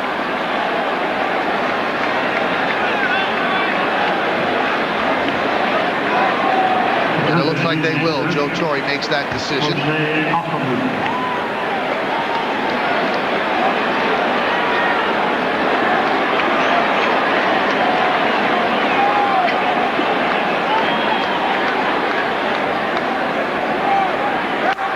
Pitch is inside. Obviously, the best arm in the Yankee outfield belongs to Shane Spencer.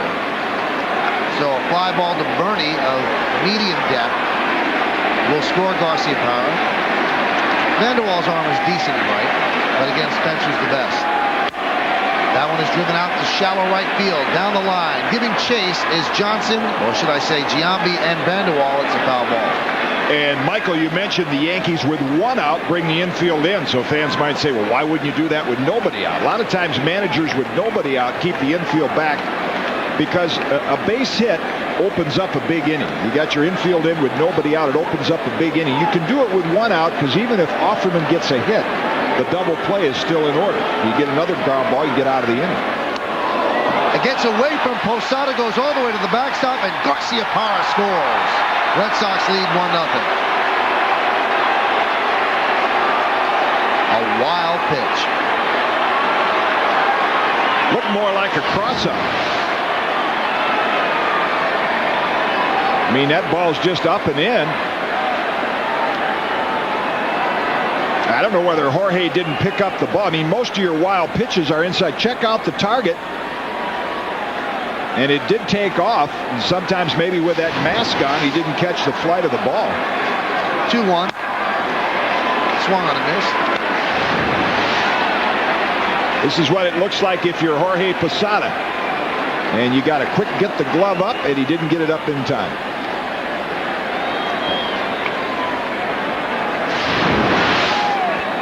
2-2.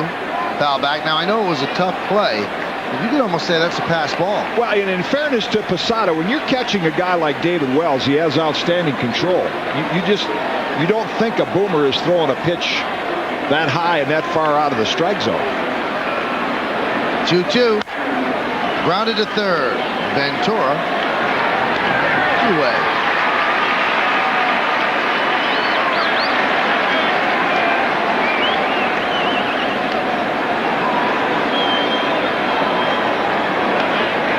They've just announced the crowd here at the stadium.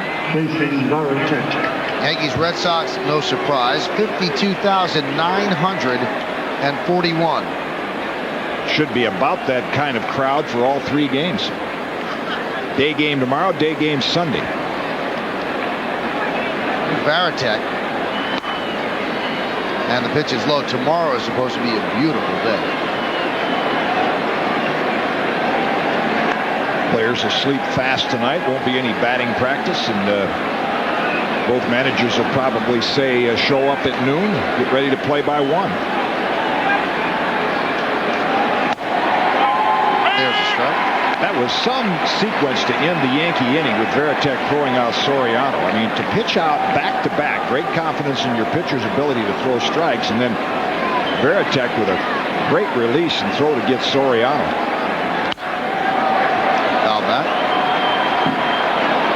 They really missed Varitek last year when he broke his elbow. He's an important cog. And you look at the Red Sox, they didn't have Varitek, and they didn't have Garciaparra, and they didn't have Pedro Martinez, which really is a pretty good explanation for their late season collapse. A 1-2. Swung on a missed, he struck him out. So Wells comes back and gets the strikeout, but the Red Sox are on the board. 1 run, 1 hit, no errors, and nobody left. We go to the bottom of the 6th inning, 1-0 Sox. Alen Hurley owns a Hyundai Elantra. I researched it on the internet. There was no comparison. The competition can't match the freedom of America's best warranty. The warranty for the Elantra was the best out there. It also has a long list of features, including front and side airbags. It's the only car in its class that has them standard. The gas mileage is excellent. It's a great value for the money. The Hyundai Elantra at just $12,549. It's a solid value. Freedom is calling, yeah. Get $750 back or choose 0.9% APR financing now.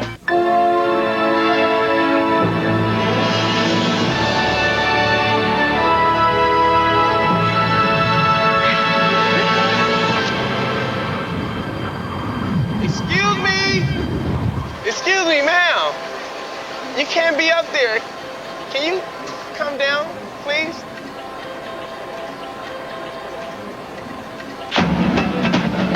The new Mohegan Sun. Come play.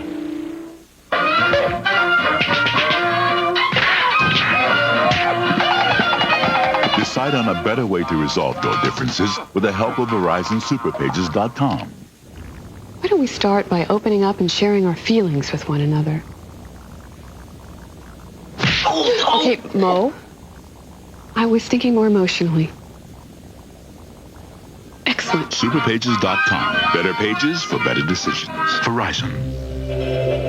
Hundreds of plants, millions of dollars. Tonight on CBS 2 Nightcast. A pot-growing factory busted in Queens. Plus the Nets make their bid for the NBA Finals and all your Yankees Red Sox highlights. Also flash flood warnings, tornado warnings, and severe thunderstorm warnings. Tonight.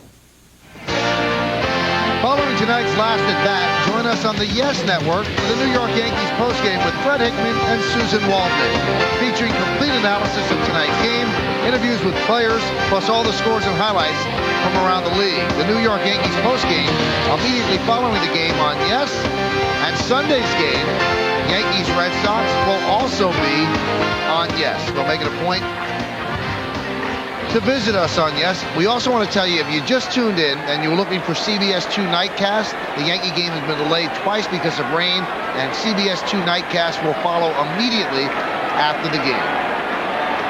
Here's Derek Jeter. And there's a strike. CBS Nightcast tonight will be CBS Morningcast, Saturday Morningcast.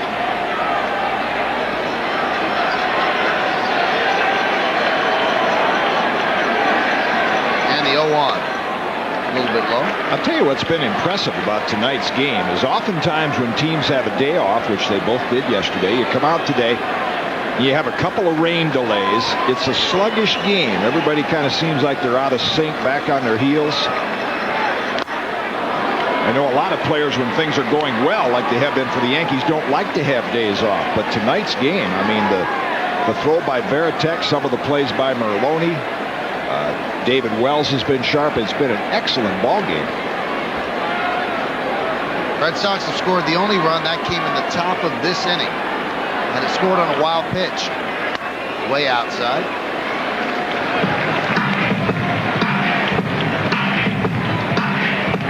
One 4-0 for the Red Sox, 0-3-1 for the Yankees.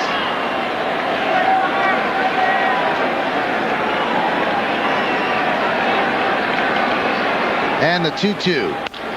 Grounded toward third. Hillenbrand backs up for the better hop. Fields, and they get Jeter one away.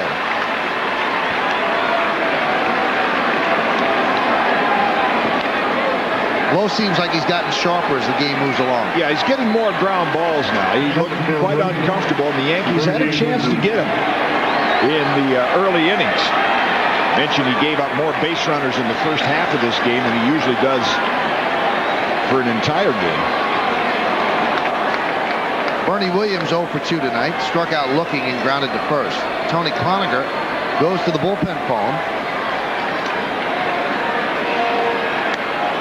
Outside last time out, he had Lowe pitch just 6 innings. Well, they pay close attention to pitch counts, but I mean, he's been pretty economical tonight despite the 4 walks. Throwing just 78 pitches. Pitch another 7 or 8 innings if he has to. 1-0.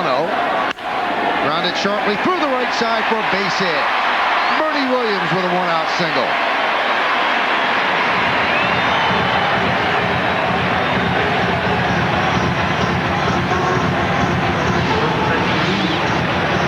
Well, you see Varitek's target. Let's see where the pitch was.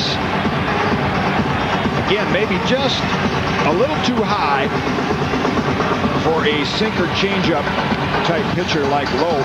And most left-hand hitters with that bat in the vertical position like the ball below the belt.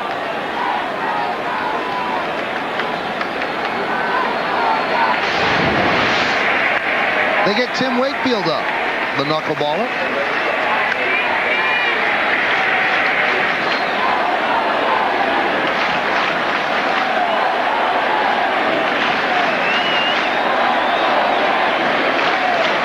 As the season moves on and Lowe starts more, after being a reliever his whole career, is there a problem that maybe he might run out of gas?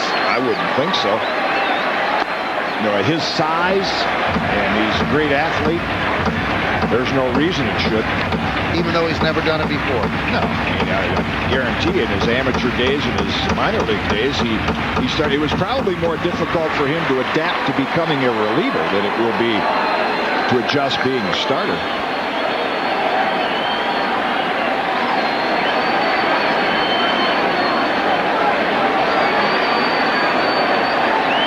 The 1-0. Foul back. That was the best pitch of the game to hit for a Yankee hitter. And Giambi, you know, the hitters will say you get one in at bat. And this is one that had long ball written all over it. It's up in the strike zone. It was just far enough away. Lowe does not make his living throwing belt-high sinkers, and that was just far enough away where Giambi couldn't pull it.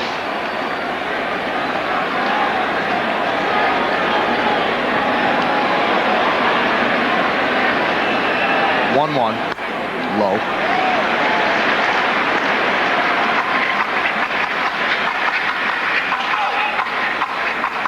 Do you think they think about the bullpen at such a low pitch count, maybe because of the rain delay? I wouldn't think so. I just think that Grady Little has said this year he's going to be very protective, with Pedro in one case and probably Derek Lowe. What a miss. The thing that's dangerous about that with this team, they don't have a great bullpen.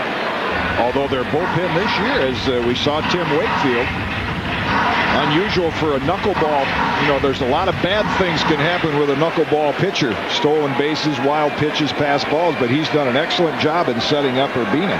And even though Urbina struggle early. He's been sharp lately. There's in 83 pitches, but not a good strike-to-ball ratio. But he's gotten some double plays to help him out. The 2-2. Way inside. Now let's see if they send Bernie. What would you do, Jim? Oh, I think Bernie's going here. No question. Bo has one strikeout. He struck out Bernie in the first inning, so it's the Yankees have been making contact.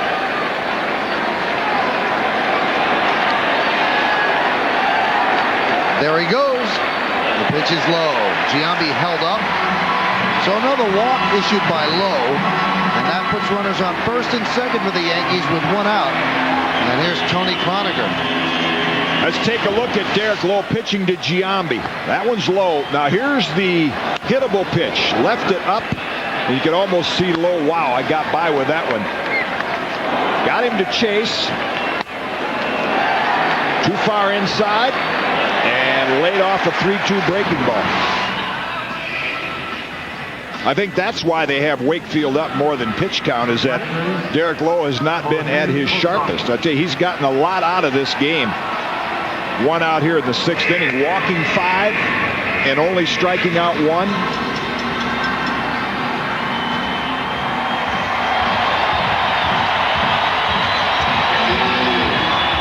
Yankees tonight 0 for 4 with runners in scoring position.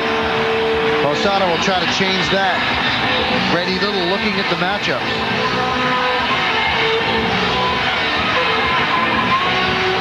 Giambi's patience continues. He now has 2 walks tonight.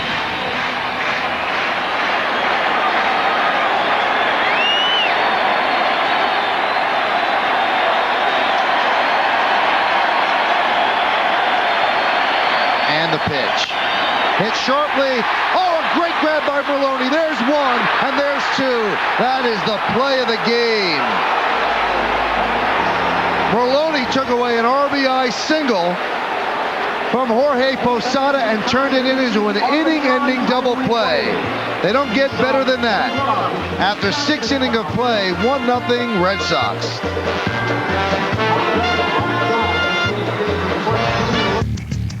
You've got places to go, people to see. No matter where you end up, it's hard to find a car like Chevy Malibu. It offers V6, automatic, and ABS standard, unlike Toyota Camry and Nissan Altima. Malibu's got all the features you need to keep you going. Now lease Malibu, one of the most dependable mid-size values on the planet, for as low as $229 a month. Residency restrictions apply. See dealer for important details. Malibu. See your local Chevy dealer. We'll be there. This is Mike Sullivan. He's having a very good day. Know why?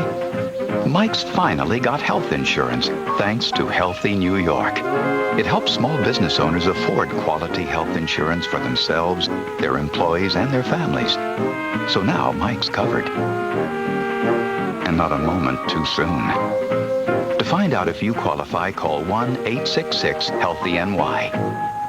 HBO presents a new dramatic series. Fighting the war on drugs, one case at a time. There's a war in every city. No matter what we call heroin, it's gonna get sold. The battle has begun. These guys are good. They're deep. They're organized. They got everyone on the terraces running scared.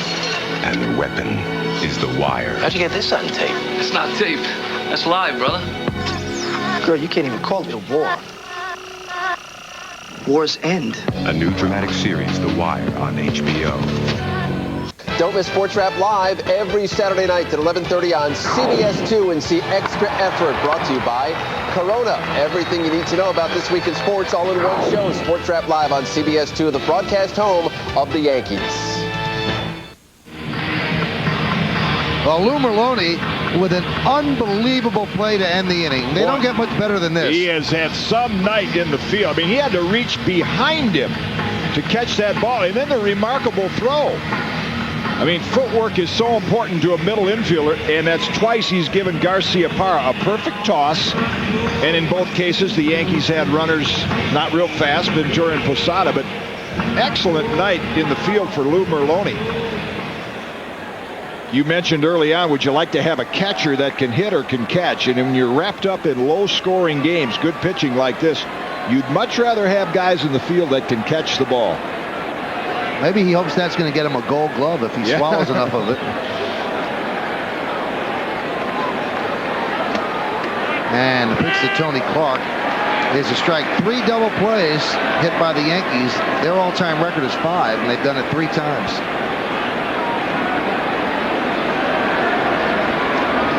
And the 0-1. Yeah, it surprised me that the Yankees have not started a runner at all tonight. And you mentioned that Joe had said he didn't want to fall into this trap of thinking they're a home run team. They lead the world in home runs. And sometimes when you're accustomed to that, you play station to station. And against pitchers like Derek Lowe, hasn't given up a home run all year, you're not going to score too often that way. And the 0-2. Swung and a miss. Jim said earlier, slider bat speed, and boy, that tells right there. Now here's Lou Merlone, and whatever he does at the plate doesn't matter after what he's done in the field. This is what he did in the 4th inning. Yankees had a couple of men on. He started a nice double play and then ended the inning with a good play on Vanderwall. And then with 2 on and 1 out, another double play. High fives all around. Why not? And the pitch is inside. Ozzie Smith is going to the Hall of Fame this year because Whitey Herzog said, why wouldn't you give a player a good contract when, even though he doesn't knock in 100 runs, he might save 100 runs, which Ozzie Smith did. And that's sort of what Lou Merlone has done tonight. He's got 1 home run and 2 RBIs on the season, but he's probably saved 3 or 4 runs tonight with his glove.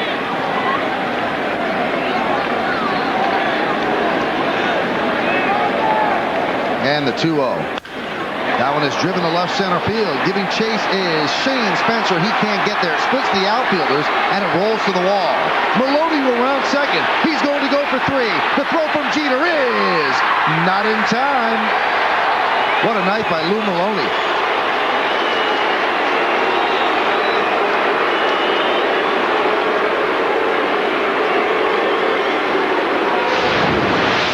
Boy, they are jumping up and down in Framingham, Mass tonight. Lou's hometown. And it's right here when he gets close to second base that he sees the bobble and turns it on.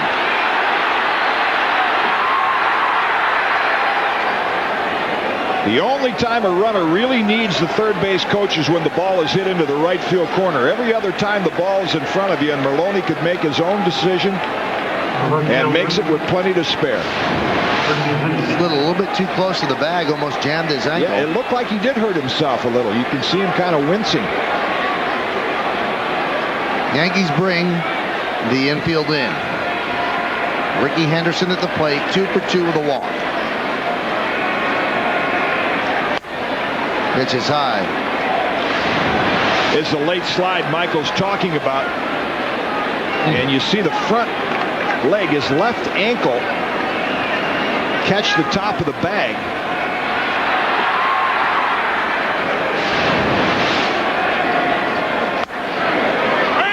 Count goes 2-0 on Henderson. Yeah, he's even limping going back into third, so it'll be interesting to see if Henderson were to hit a ground ball and Merlone's going to try to score, how he runs.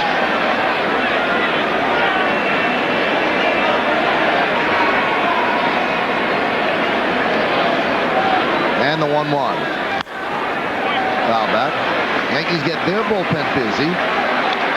Steve Carsey, who has been brilliant of late, begins to throw for them.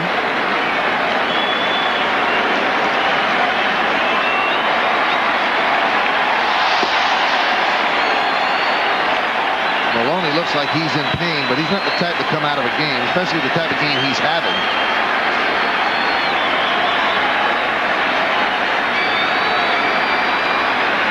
And the 1-2. Out of the way.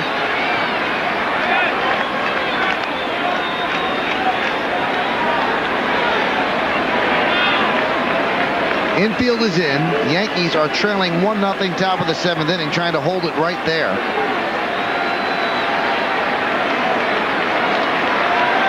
Tim Wakefield continues to throw for the Red Sox, so that could do it for Lowe.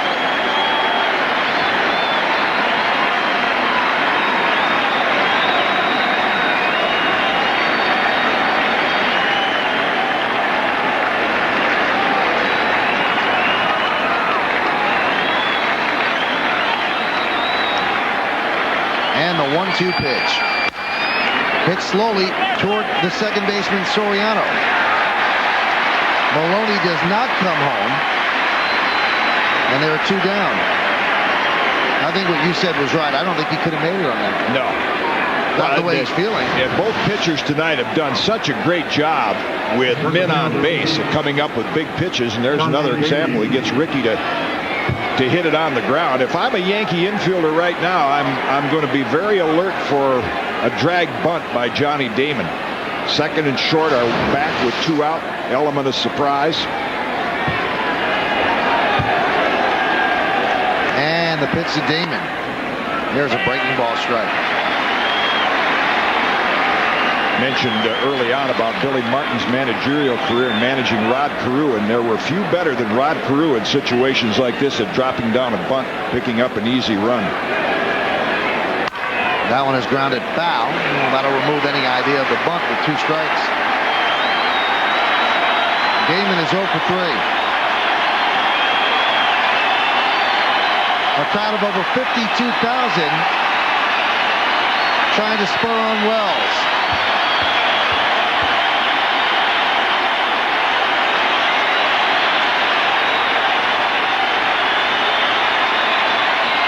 And the 0-2 just got a piece.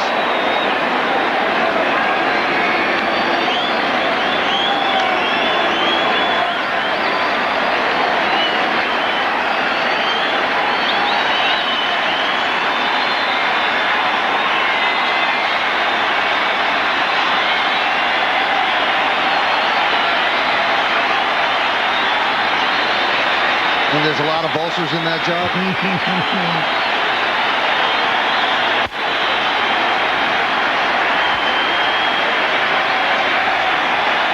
And the 0-2 pitch.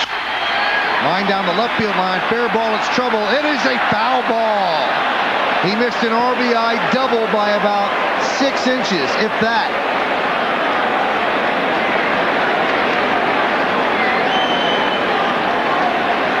The Red Sox are leading. Joe Torre looks more relaxed than Grady Little. Here's what Johnny Damon has brought to the Red Sox, and particularly in Fenway Park, that convenient target in left field, and that one slices foul by just a foot. You know, Jim, I think the 4 World Series rings kind of act as antacids. Yes.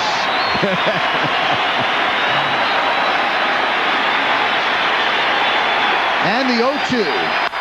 Line drive down the right field line, but foul. Pretty good plate coverage, huh? Throw him a fastball a half a foot outside. He slaps it down the left field line. Throw him a curve down and in. He pulls it down the right field line. So if you're David Wells, you say, well, here's a fastball right down the middle. Hit a nice lazy fly to center field. There's the plate coverage Jim's talking about. He hits the ball all over, foul line to foul line.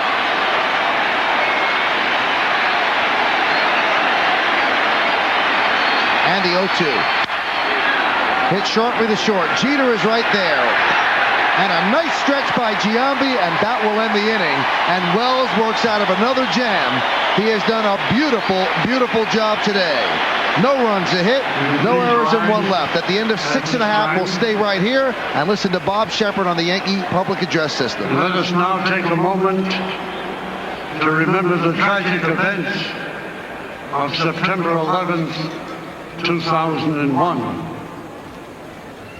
The brave men and women whose lives were taken, and the men and women of our great country who are now overseas defending our freedom. And now please join with Kate Smith as she sings God Bless America.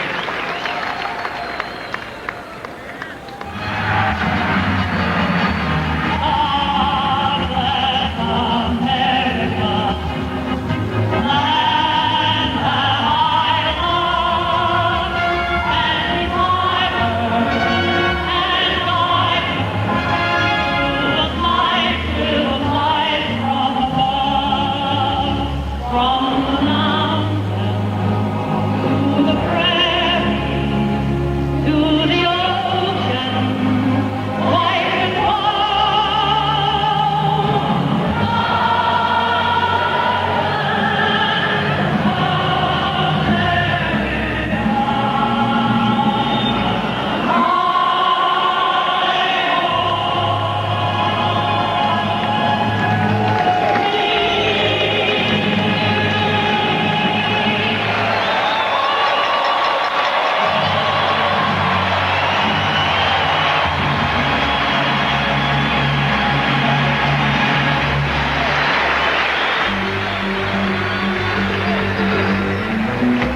Y'all ready for this? Ready for something new?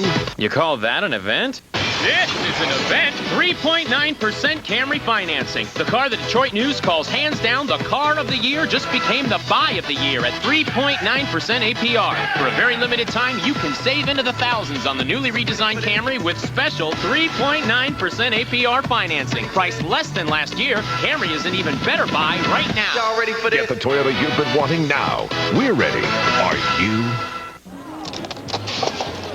Hey, surfing? Investing.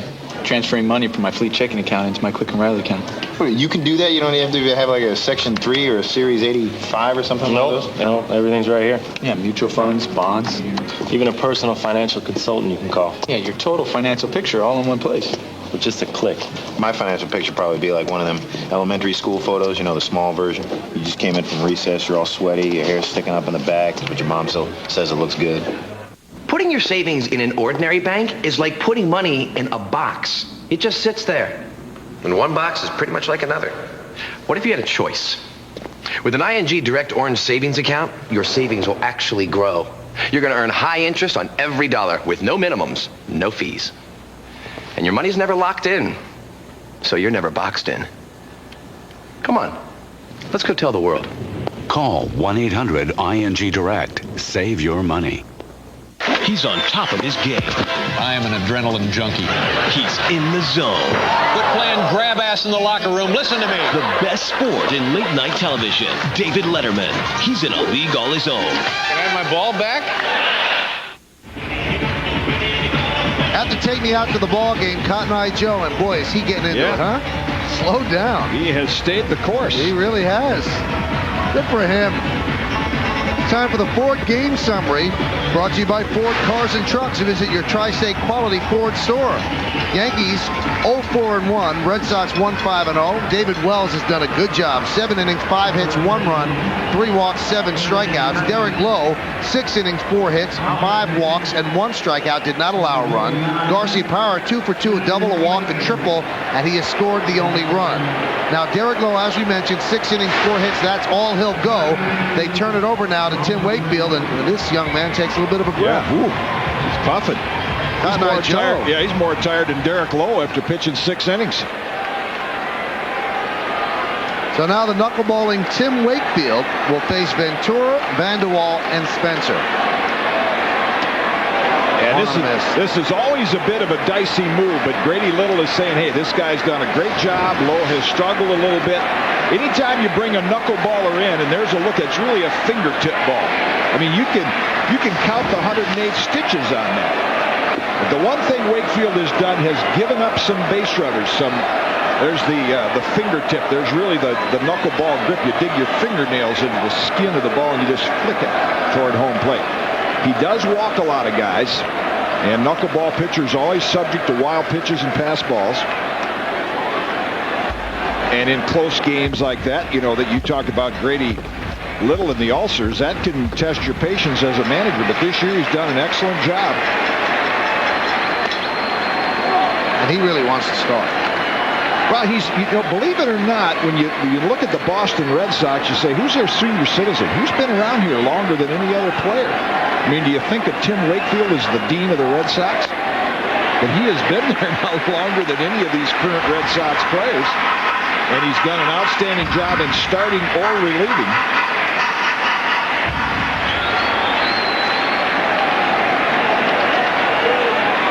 The 3-2 popped up. Short center field. Coming on is Damon. 1 down.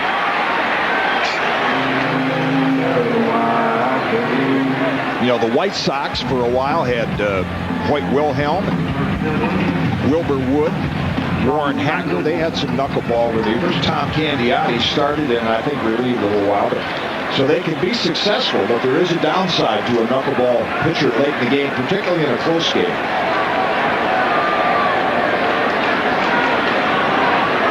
Vanderwall. Fastball. I think it dipped right at the end. Now, that's one thing that Tim has done in his career through talking to Phil Necro and pitchers like that is have faith in it, throw it, even if you throw a few balls. there's really no tried and true way to hit it, right? Let's see if this was yeah, that's the knuckle. Because I've heard people say short and quick to the ball is the best hitter to do it. But then I've seen Darryl Strawberry destroy knuckleball pitchers, and he wasn't short and quick to the ball. You know, That's quick to the ball. That's good against any pitcher. You know, spread out, take a short stride, swing the bat like a hammer, not like a broom, and that's what you try to do against the knuckleball. Stay back as long as you can. On a miss. I would think that not getting a hit against the knuckleballer is probably more frustrating than not getting a hit against Nolan Ryan. Wow, look at that just tumble in there. Well, there are some hitters, if you play against a knuckleball pitcher like Phil Niekro during his heyday as a starter and you went 0 for 4, that puts you in a funk for about 5 days.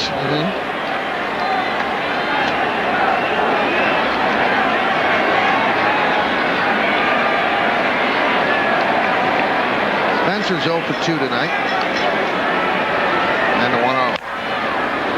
Grounded foul. I guess a good thing if he has the confidence to use him. Anybody you start is nothing like this. Exactly. You come in after Derek Lowe's, that had even a little bit of a rotation to it. Looks like Tim has the ability to make it go either way. You know, by applying a little more pressure to either the middle finger or index finger to try to influence it to break low and away or low and in. Foul back.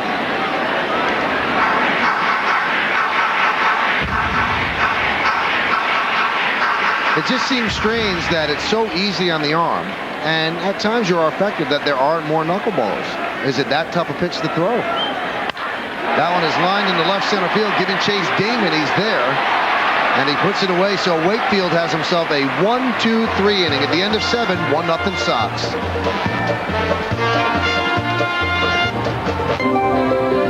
Hey, you great big beautiful morning, you got me singing a song. You beautiful marvelous morning, why can't you last all day long? Mornings are hard, real hard. At McDonald's, we make them a little easier. We're right on your way with all kinds of delicious breakfasts, with service that won't slow you down, and even with a smile. Hey, you beautiful morning, I love you. Sweetheart, the plumber says we'll have to replace the water heater this month. Oh, and the dentist says Callie needs braces. Hey, Mom, can we get a pool? Well, I don't think so, hon. Oh, Ma'am's here. Kevin, hang on to your sister. Need help managing your debt? A home equity loan from Champion can help get your bills under control. Homeowners call 1-800-CHAMPION.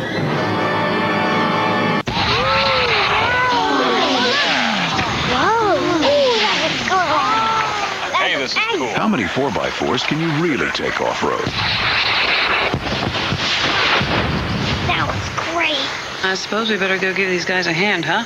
With its patented four-wheel drive system, Jeep Liberty makes every day Independence Day. No laughing this time, guys. Jeep Liberty, incredibly capable, surprisingly affordable. Check one out at your Jeep dealer. New York Yankees baseball on CBS 2 is brought to you by your local Toyota dealer. Get the feeling, Toyota. By Verizon, make progress every day. And by Computer Associates, the software that manages e-business. Well, the 26-time world champions are down 1-0 to a team that hasn't won a World Series since 1918. All that irrelevant, the sides are different. 1-0 Red Sox, 1-5-0 for the Sox, and the Yankees 0-4-1. The Yankees have certainly had opportunities. They have not cashed in. They have not gotten the big hit. They've hit into 3 double plays. Now Derek Lowe's gone. They didn't handle Tim Wakefield that well in the 7th, and now the Yankees go to the bullpen, and they will bring in Steve Carson.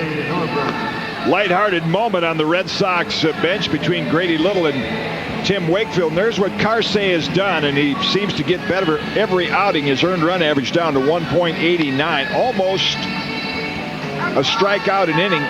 He's only given up 1 home run. We mentioned in our Hyundai keys to the game that it would come down to a battle of the pens, and it certainly has. In fact, make low high. Derek did not. Early in the game, he threw some pitches high, but the last 3 innings, the Yankees really never got a ball to the outfield. Boomer's back appeared to be okay. 7 very solid innings, and now the last key is who has the better pen the last couple innings of this game. I love when we reprise the keys. Reprise the keys. And the pitch is inside. Hillenbrand will lead off against Garcia.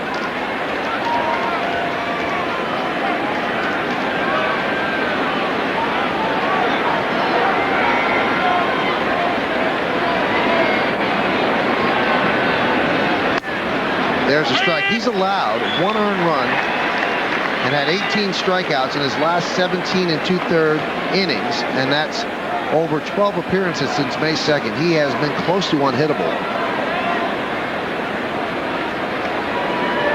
Starting to feel very comfortable in his role. Off the glove of Posada, and more importantly, Jim, Joe Torre starting to feel comfortable using him in that role. Yeah, everybody's more comfortable about Steve Carsey, including himself. You know, that splitter missed in the dirt, but he's got 3 devastating pitches. He can strike you out with all 3, fastball, curve, or the splitter. And the 2-1. Blown away, it goes to 3-1. Mike Stanton warming for the Yankees in the bullpen. Garcia-Parra is on deck. Bundle of nerves.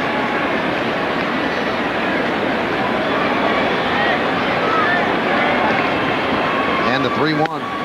There's a strike right on the block of the outside corner. That's the change in Shea Hillenbrand. Last year he would have swung at that pitch. He had a 3-1 count. He got a pitcher's pitch and laid off it. He's a much more patient hitter this year, and as a result, a better hitter.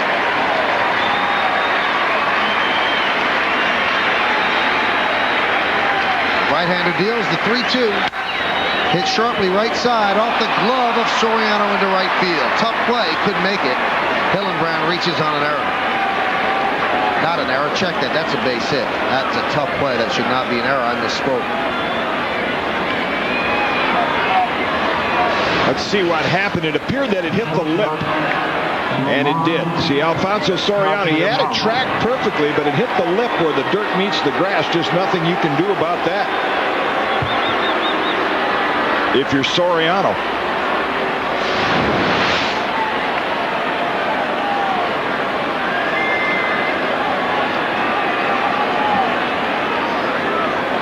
Here's Garcia-Parra. And that one is lined deep to left field, backing up Spencer. He's there. And he'll put it away for the first out of the inning. Hillenbrand all the way down to second, jogs back to first.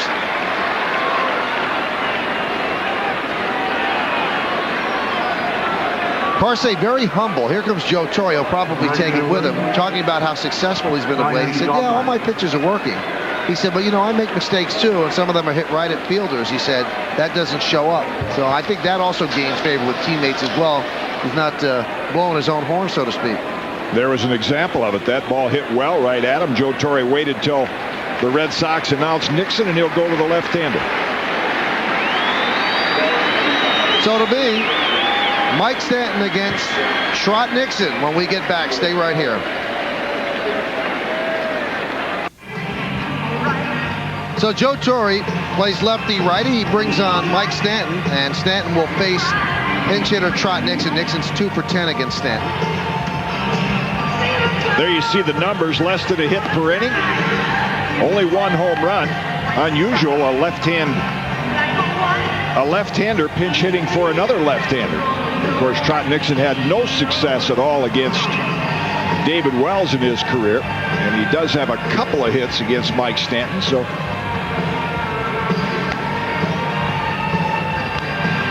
hey, tonight on The Late Show, it's going to be a little later today, Dave welcomes Richard Gere and Indiana Pacers star Reggie Miller. Plus, Dave asks, may we see your photos, please? It's The Late Show with David Letterman tonight, right after CBS 2 Nightcast. So Trot Nixon brings up one of the most disgusting helmets to the plate. with a runner on first base and 1 out. George Brett-like. That is a no-pest strip right there. There must be flies dying on there all summer. You can't even see the Boston bee.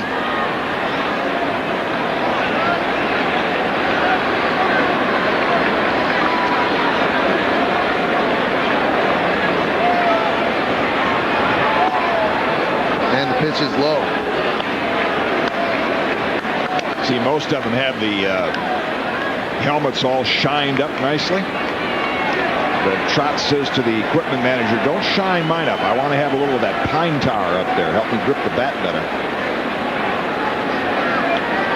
And at least I missed the last inning. Nixon is not really a pinch hitter. He went in for defense for Daubach in the bottom half of the 7th inning.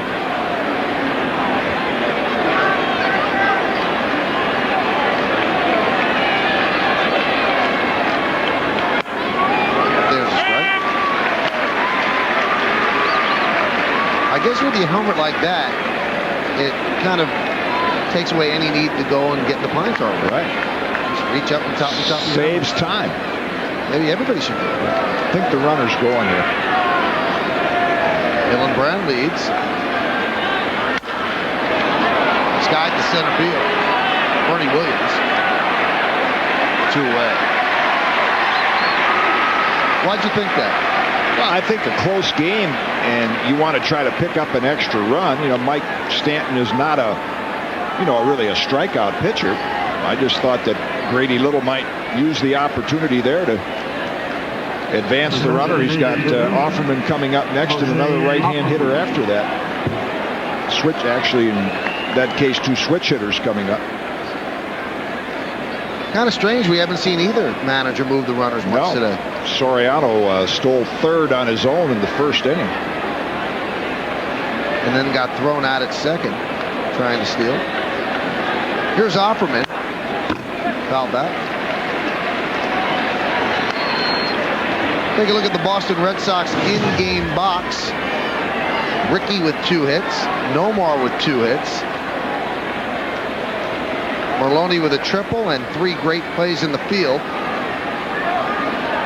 Tony Clark continues to struggle.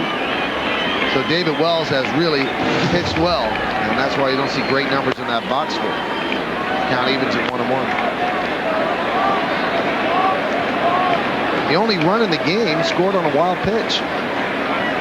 That was in the 6th inning.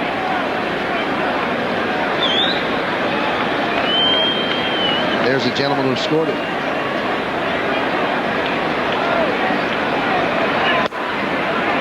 Up and away. The one difference between the Red Sox and the Yankee matchup this year is that the Red Sox have won the 1-run games. Last year, the Yankees did.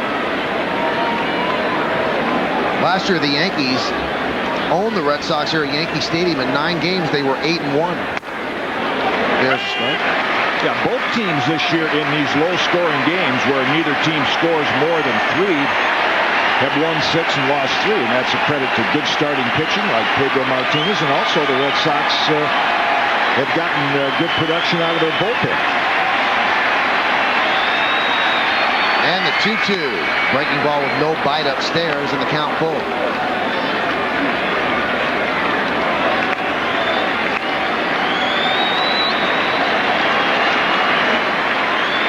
Varitek on deck.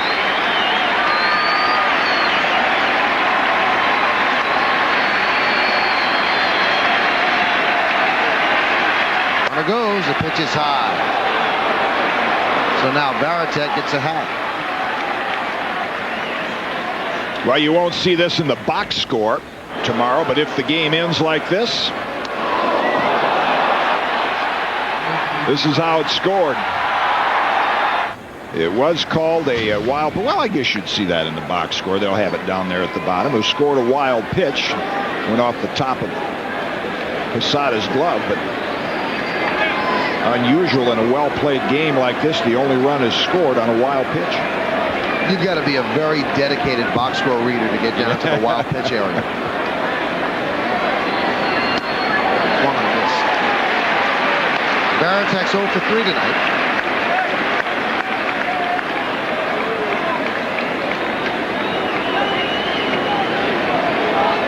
and has not fared well against Mike Stanton. 1 for 17. Batting from the right side against Stanton.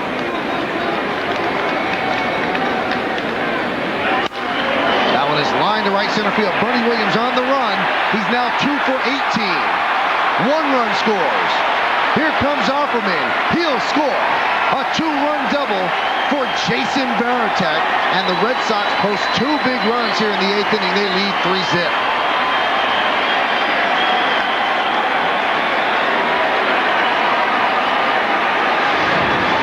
Well, and the thing that's going to bother Mike Stanton about this inning is not necessarily this pitch, though he didn't get it where he wanted. You saw Posada wanted it up and in, and he left it down right out over the plate, but it was the 2-out walk to Offerman. Got a runner into scoring position, gave the Red Sox an extra opportunity, and Varitek cashed it in.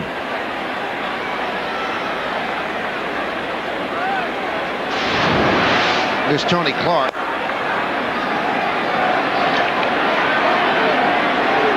Two very, very big tack-on runs.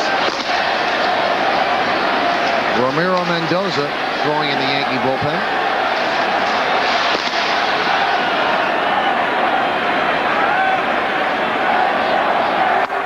Inside.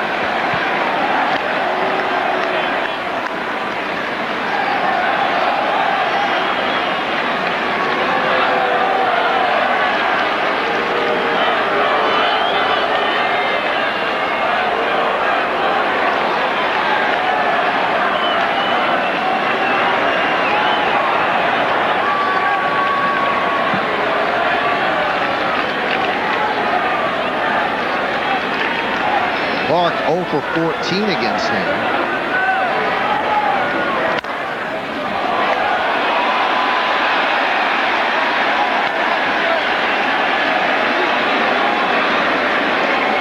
Some might have to doubt Clark's ability to play the way he used to, because he has taken such a precipitous drop over the last couple of years, and we know he has a bad back. And you wonder if that's affected him to the point where he's just not an effective player. He says it isn't, but I have to believe it is. His production has gone down drastically. 2-1. Outside.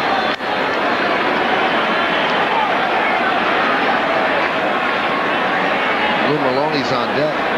Hey, the Red Sox picked him up off waivers. Off a very bad Tiger team. I'm sure salary had something to do with it, but if he was a player he used to be, there's no way they'd expose him to waivers. The 3-1. Swung on and drilled deep to left field. Going back, Spencer looking up. See ya! A home run for Tony Clark. And the Red Sox are pulling away. They lead 5-0.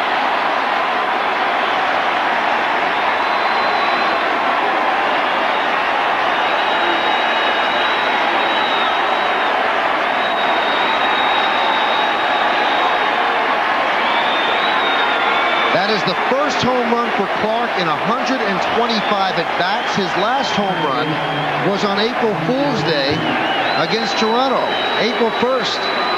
A long time coming for Tony Clark. And boy, did his teammates appreciate it. He got a couple of hugs there from Carlos Baerga, who leads the Red Sox in hugs, and Shea Hillenbrand there as well. Back to Maloney. Again, Posada wanted it inside. Stanton has left a couple pitches out over the plate, and Clark catches up with that one.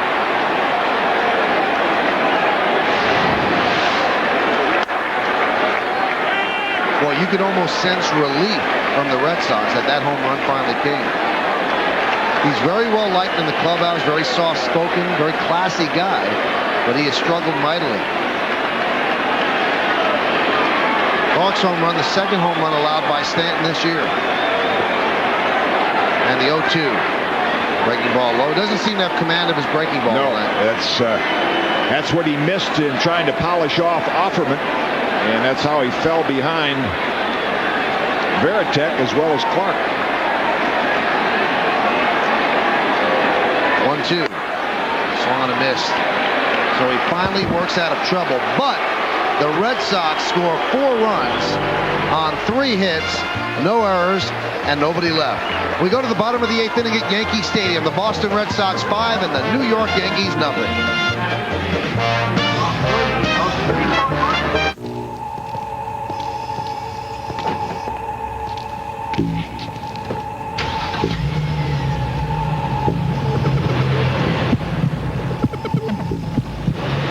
Introducing the 260 horsepower adrenaline pump.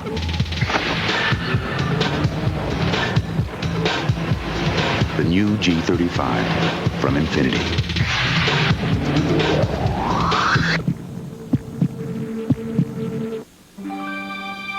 This is Poland Spring natural spring water. Pure, clear, pristine. This is the 1 gallon clear bottle. Pure, clear, pristine. That's no coincidence, because our 1 gallon clear bottle delivers the pure, fresh taste of Poland Spring, exactly the way nature intended. Poland Spring, what it means to be from Maine.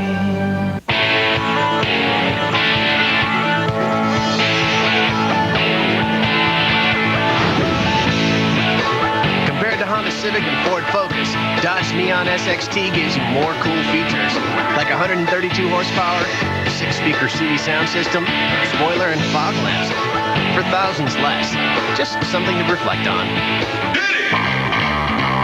Grab Dodge's 7-100 powertrain pledge. Ford, GM, Toyota, and Honda don't match it. Rock radio sounds like this. Wake up! Wake up! K-Rock. 92-minute rock blocks all day after Howard. This is Rock Radio 92.3. Check it out. K-Rock.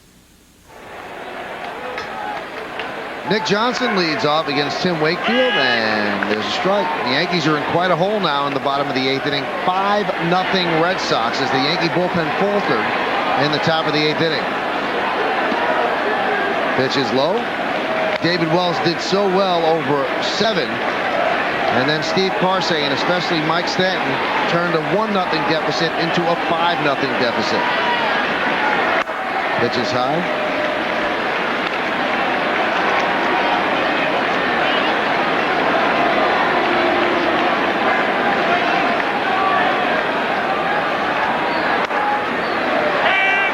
Pitch is a strike. A lot of things in that 8th inning played against type. Baratek had bad numbers against Stanton. Gets a 2-run double. Clark hadn't hit a home run since April 1st. Foul back. He hits a home run. Carsey had been so incredibly effective, and so had Stanton. Let's take a look at the Yankee in-game box score. Soriano 1 for 3. Jeter has not picked up a hit. Bernie 1 for 3. Giambi with 2 walks. Posada 1 for 2 with a walk. 0 for 3, 0 for 3, 0 for 3 at 6, 7, and 8. That one's popped up down the left field line. Ricky giving chase on the run. He can't get there. It's a foul ball. Almost clunked head with that thing. Michael, you mentioned the lack of success that Baratek and Tony Clark had against Mike Stanton. That probably tells you it just wasn't Mike's night, because there's those charts that Joe Torre and Mel Stottlemyre have access to. And, you know, when you match up your bullpen, that's what you look at. And I'm sure Joe looks at, oh, this guy hadn't had a hit off Stanton. The guy's 0 for 14, so the percentages were in Stanton's favor. But the gaze of Mike Stanton says a lot. He did not have command of his pitches tonight. Popped up. Third base. Hillenbrand in foul territory, 1 away.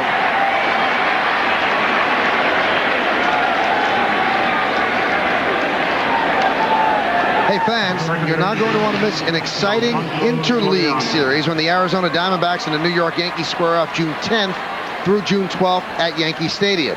This 3-game series is sure to be packed with plenty of thrilling moments. Tickets are going fast, so act now. Visit the Yankee Stadium ticket window, Yankees clubhouse shops. You can call Ticketmaster at 212-307-1212 or log on to Yankees.com. If that series is even close to the World Series, it should be great. One of the greatest World Series ever played. Yankee fans didn't like the ending, but 3 incredibly memorable games. Pitch to Soriano is high.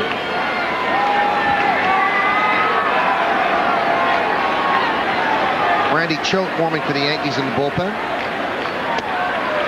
Wakefield, knuckleball high. The Arizona reliever, Byung Kim, has rebounded quite nicely. He's having a terrific year after a couple of bad experiences here at the stadium.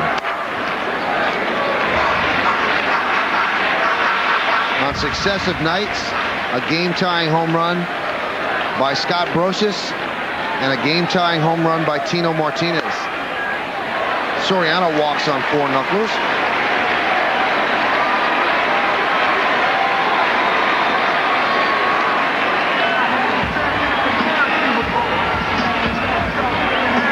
Rich Garces, El Guapo, begins to warm for the Red Sox.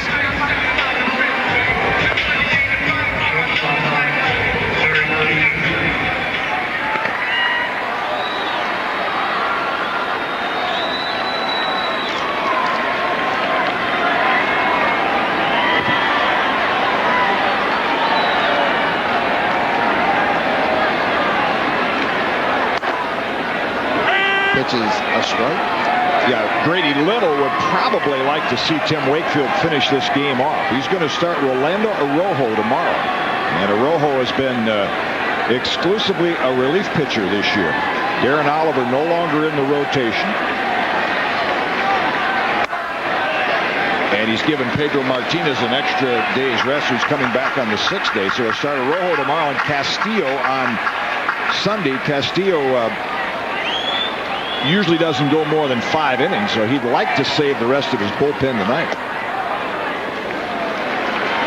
Jeter works the count to 2-1. Jeter has success against Wakefield, 10 for 29 and 3 home runs. Now left-hander Casey Fossum joins Rich Garces in the bullpen.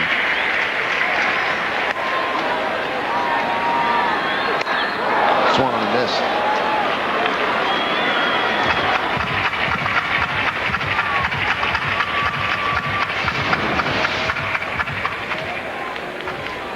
As our producer Kevin Smolin said, there was a book years ago, It Happens Every Spring. You put something on the ball to make it,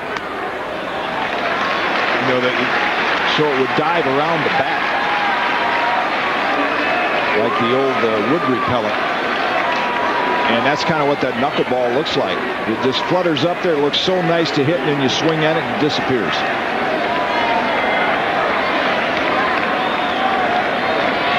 Runner goes. The pitch is swung and a miss. The throw to second is not in time. So Jeter down on strike. Soriano steals second, his second stolen base of the night. He's 2 for 3 in that endeavor, and that brings up Bernie Williams. Good jump. Not much question about Soriano stealing the bag. And the Red Sox will trade that for the strikeout. Again, the knuckleball. Now you see it, now you don't. Not a bad throw from his knees.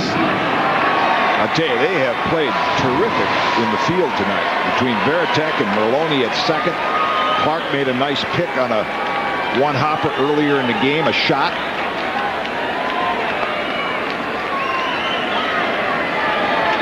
Yankee batters have gone cold when there's anybody on base. With runners on base, they are 0 for 13 tonight. And the pitch to Bernie is high. Oh, we're seeing tonight what can be the danger in falling into living by the home run. Just trying to win with a home run. And Joe Torre has addressed that. Against good pitching, you're going to have to advance runners. Derek Lowe hasn't given up a home run all year. Yankees didn't get one tonight. So, you do that off the mediocre pitchers, but when you get against good pitching staffs, and Joe has said he doesn't want to sit back and wait and rely on home runs.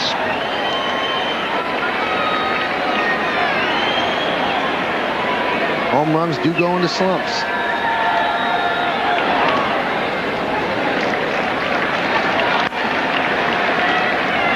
Red Sox sat down Rich Garces. That means that the game is probably Wakefield's if he gets Bernie Williams out, but Casey Fossum is still throwing. So if Bernie gets on, you're going to see Fossum come in to face Giambi. That one is hit sharply to Merloni. Looks it into his glove, and that'll do it for the Yankees. Here in the 8th, they are now 0 for 14 with the runners on. The end of 8, 5-0 Red Sox.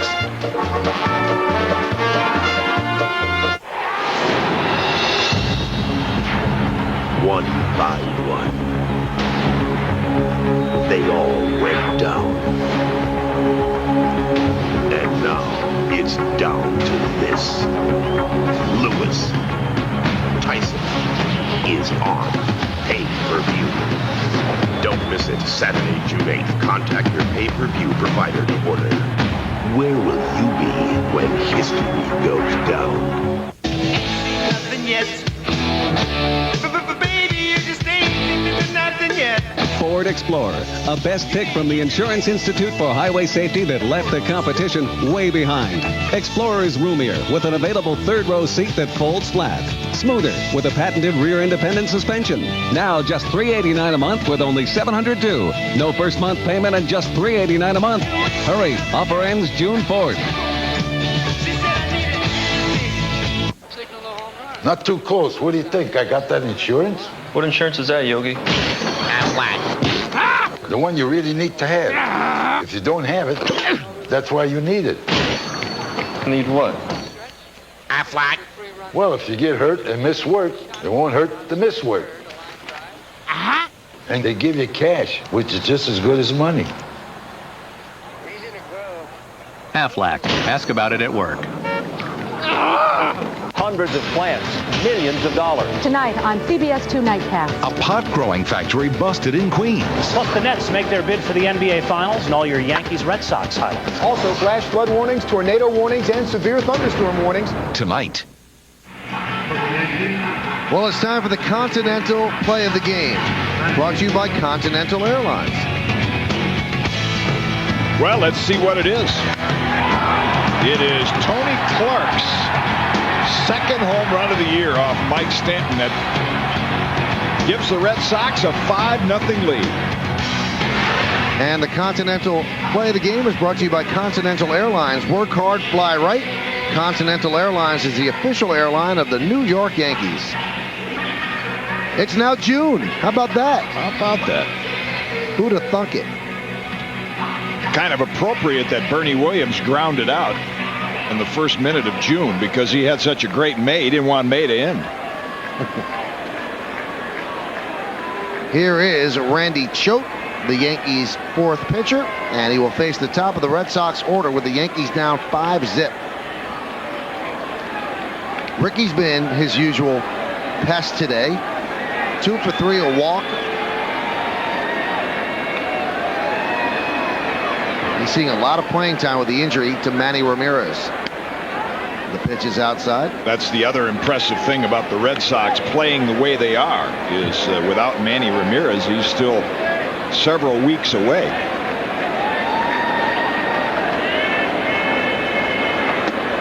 Well, Tim Wakefield said it the other night on a pregame interview, and he's been around this team now for 7 years. This team, he said, has a different feeling to it, a different spirit in the clubhouse, more confident ball club, more relaxed.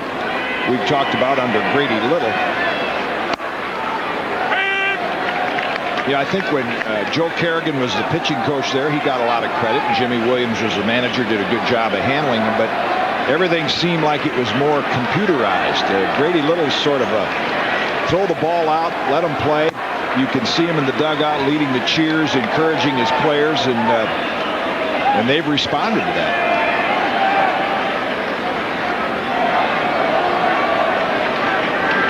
Choate has fallen behind 3-1. And Ricky works a walk, so he's on for the 4th time tonight. Yeah, this score is not going to really tell the true story of this game if it stays like this, because David Wells and Derek Lowe were wrapped up in a terrific pitching duel. Both guys made great pitches with men on base. Both teams had opportunities in the first 6 innings of this game to score a few runs, and we said it would come down to a battle of the bullpens, and tonight just was not a good night for Mike Stanton. And the pitch to Damon is a strike.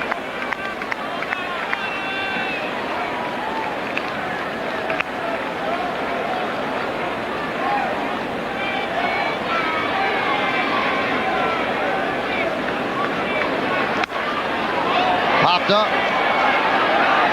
Left side, Ventura makes the play near the stands in foul territory for the first out of the inning.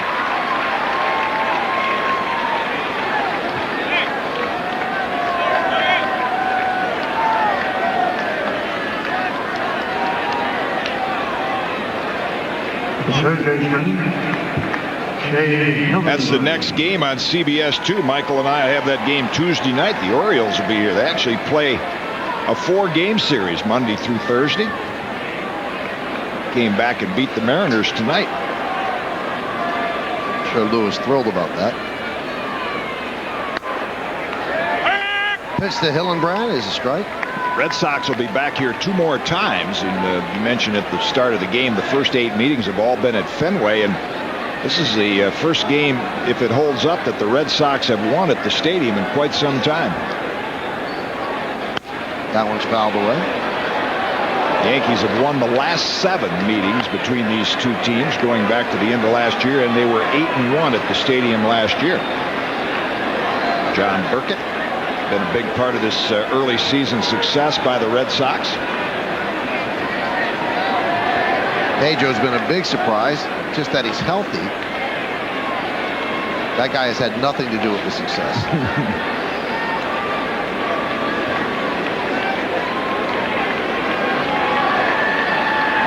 And the 0-2 foul back. When those 3 start, good things happen for the Red Sox. Martinez 7-0, Burkett 6-0, Lowe's about to go 8-2. It's not too bad. That's 21-2 for the big 3. And the best road record.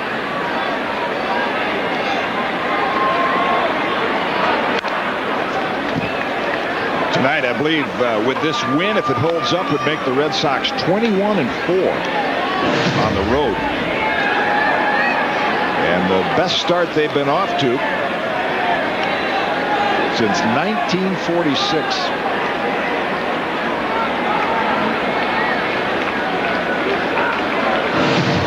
That was Ted's first year back from the war. Ted Williams. Fouled away that year. The Red Sox got to the World Series and lost to the Cardinals.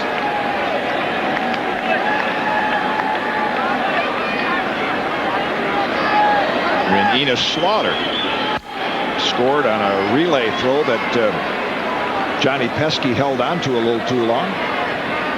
Amazing how those things come back to your memory. Unbelievable. That was the year I saw my first game as a youngster at Tiger Stadium. I actually saw Ted Williams hit 2 home runs.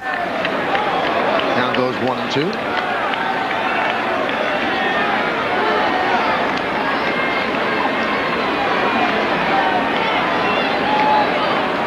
Garcia Parra on deck.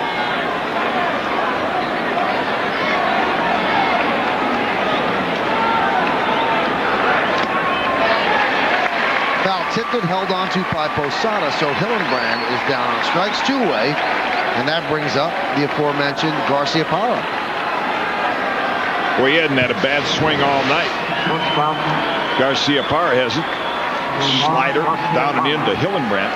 Let's see how many toe taps for Nomar. He went 17 the first at bat. See the spin on Choate's breaking ball. 1, 2. Oh, man. Short count. Well, no wonder he made it out. Choate field. And that will do it here in the 9th inning. No runs, no hits, no errors, and 1 left. We go to the bottom of the 9th inning. Last licks for the Yankees. They try to make them a 5-0 deficit. Giambi, Posada, and Ventura will try to start it off. Ryan Miller owns a Hyundai Sonata. We did a ton of research on the internet. Things that you normally would pay extra for came standard. An exceptional list of standard features and room for 5. Very stylish looking, very roomy on the inside. The Sonata also comes with the Freedom of America's Best warranty. We just felt for our money, the Sonata was the best value. The Hyundai Sonata at just $15,999. It's a lot more car. Freedom is calling, yeah. Hyundai dealers, helping kids fight cancer. You can call me. Free Up, the better way to prepay from Verizon Wireless, has everything you're looking for in your Free Up life. You don't have to worry. We can do something. Call me. Oh, when you need me. You don't have to worry. It's your call. So make it with FreeUp. It's the freedom to communicate paid up front. Verizon Wireless. Join in. Nothing yet. Baby, you just ain't nothing yet. Ford Focus, one of Car and Driver's 10 best, 3 years straight, and the best-selling car in the world for 2 years. The competition can't touch that. Focus has the largest interior room in its class and the most models to choose from. Now get 0-9 financing or $2,000 cash. Take a look at the deal the competition doesn't want you to see.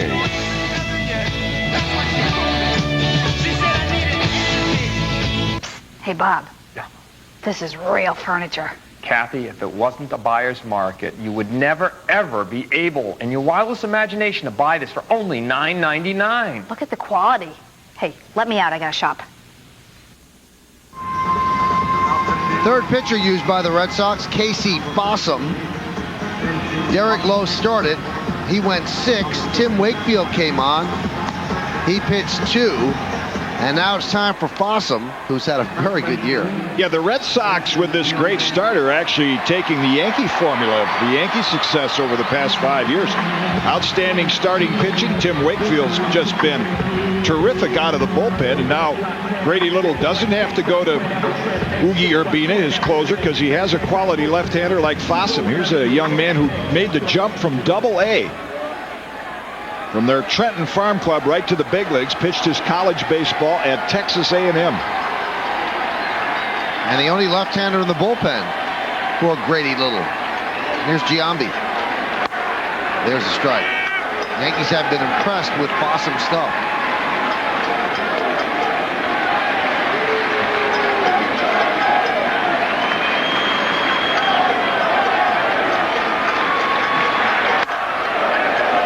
I wonder what the thinking is. Wakefield obviously is not going to get tired pitching another inning. It would have been a save for him. It's not a save situation for Fossum. I wonder if that even goes, he doesn't look too unhappy, but I wonder if it even goes into the thought process. I don't think so. I think the thought process for Grady Little or any successful manager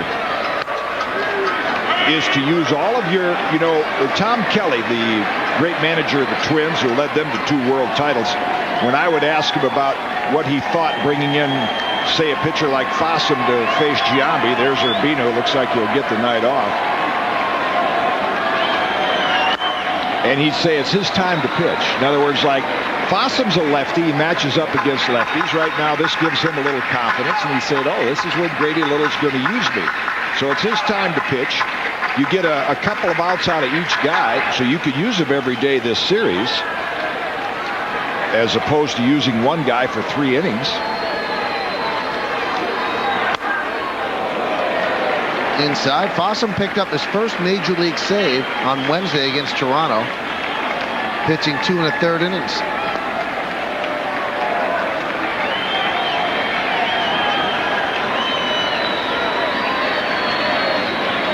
And the 3-2. Line drive to right field. That is going to dunk in for a base hit.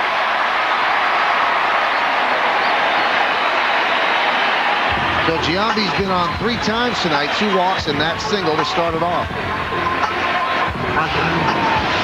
Well, Fossum went to 3-2, 5-0 lead. Giambi knows he's going to get something straight to hit. Not hit particularly well, but with his strength, enough to get it out of right field.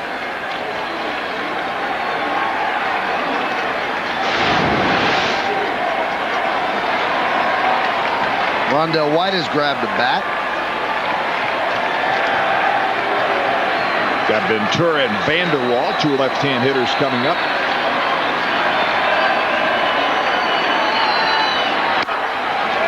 And the pitch to Posada is outside.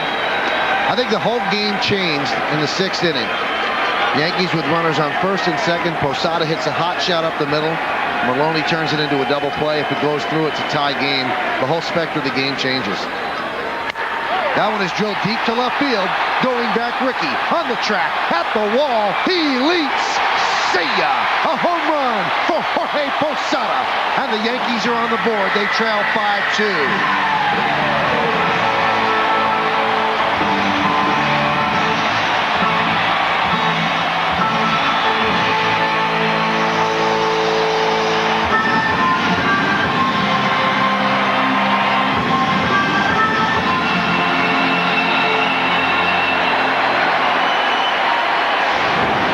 Yeah, that's going to end Ugi Urbina's night off. That swing right there.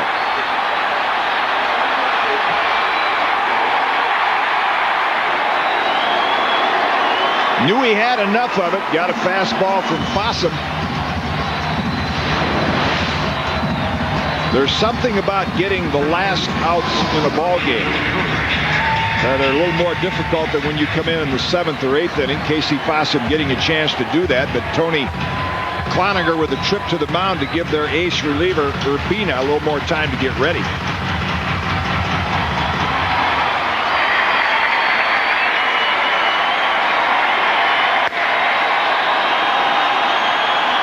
They let Ventura bat against the lefty Fossum, and he swings and misses. Hey, did you know that for every home run hit during CBS 2 telecast, home runs by a Yankee, Poland Spring will plant a tree in one of New York's neighborhoods? So Jorge Posada just planted a tree. There's a strike. Poland Spring, what it means to be from Maine. That is the Poland Spring Plant a Tree Home Run Challenge.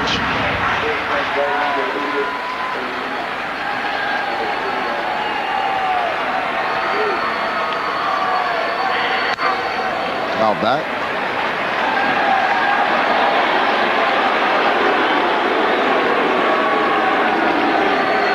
Ventura's been struggling of late. He's 0 for 3 tonight. He is 4 for his last 32. Fouled away.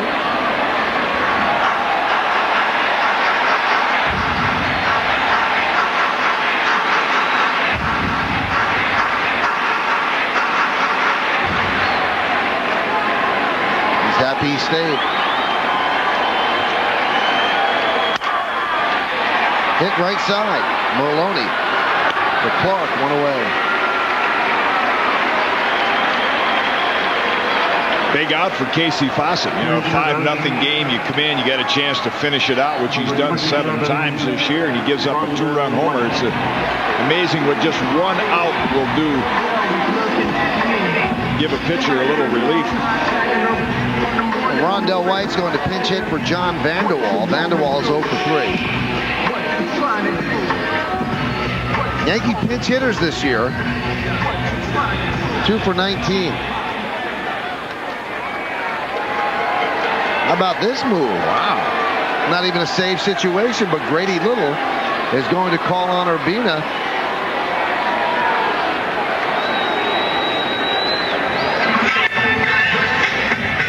With 1 out, even if it's a 3-run lead, it is not a save situation. The tying run has to be on deck in this situation. I'm shocked that he's bringing in Urbina, but he doesn't want to take any chances. So the Red Sox closer will come on and try to close it out. Stay here. Your search for the gold standard stops here. The all-new 2002 Chevy Trailblazer. It's the most powerful midsize SUV on the planet, with better highway fuel economy than Ford Explorer, and the most standard towing capacity in its class. Go for the gold with the lease as low as $369 a month on a Trailblazer 4-wheel drive LS. Residency restrictions apply. Call for important lease details. See your local Chevy dealer.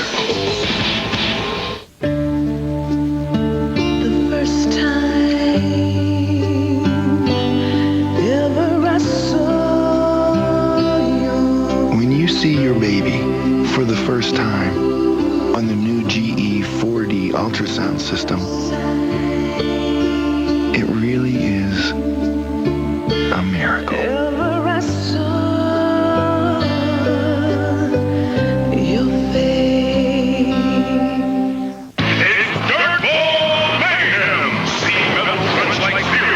It's electrifying, it's extreme, it's rockboarding.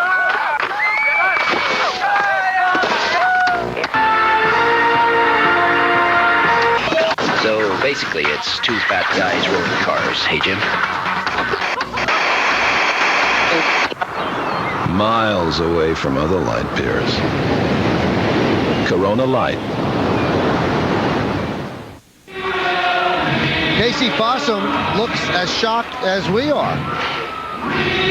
I don't understand why you'd burn your closer in a non-save situation, but I guess he didn't want to make it sweaty. Well, you know, if you Heard some of Grady Little's comments before the game. We've talked about the great rivalry there. You see Urbina's numbers, 21 games, 8 walks, 18 strikeouts. He has saved 17 out of 18. This is big, this first game of this 3-game series.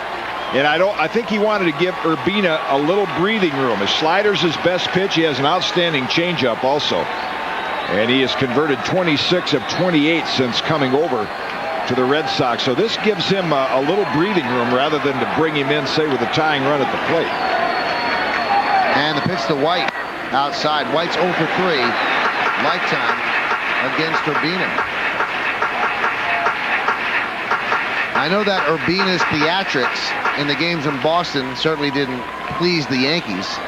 They would like nothing better than to do something against him. They've been unable to. Very demonstrative on the mound.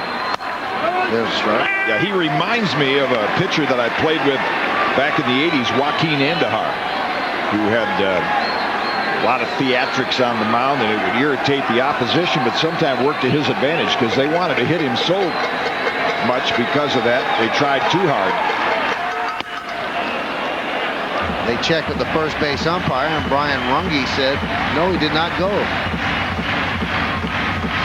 Here's the reaction Michael's talking about.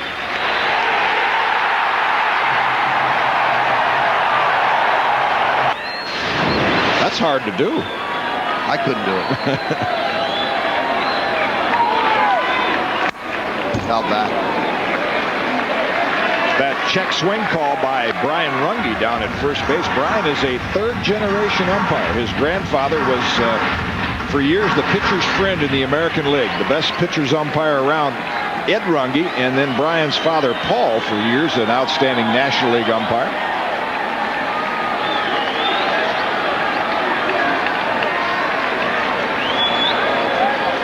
And the 2-2 was driven to right field. Nixon there, and he puts it away for the second out of the inning. Rondell White hit it hard, but Nixon ran it down.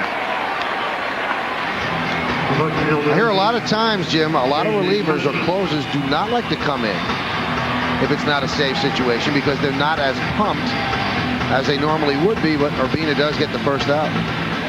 Well, that's true. You bring relievers into tie games or even when they're run down, short relievers, they don't seem to perform as well. But I think Urbina would understand Grady Little's thinking here. He wants to make sure this one doesn't get away.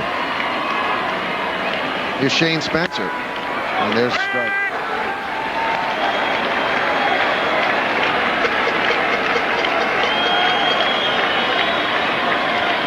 Shane 1 for his last 17 with his 0 for 3 tonight.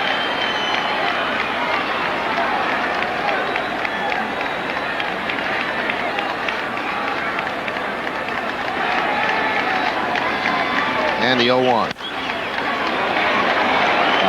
Yeah, what this does for Boston, if they were to close this one out, is it gives Grady Little an opportunity to win a series in New York without using Pedro Martinez. And that, I think he feels, would make a big statement to Joe Torre's team. And Joe and his whole staff have admitted that, as long as they keep getting pitching like they're getting tonight, it's going to be these two teams, and, the rest of the teams in the East are no factor whatsoever.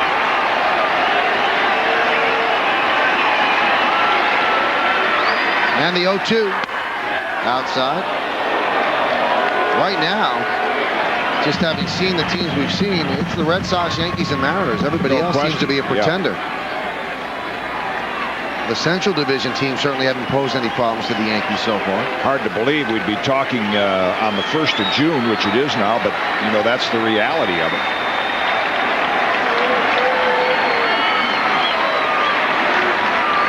And the 1-2 way outside.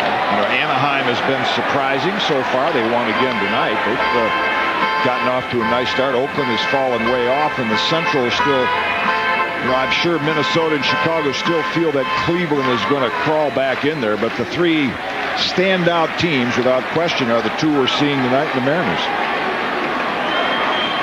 Roger will not pitch in this series. He pitched Wednesday night in Chicago. So all he could do is watch against his former mates. And the 2-2 way inside. And the count goes full. Nick Johnson's on deck.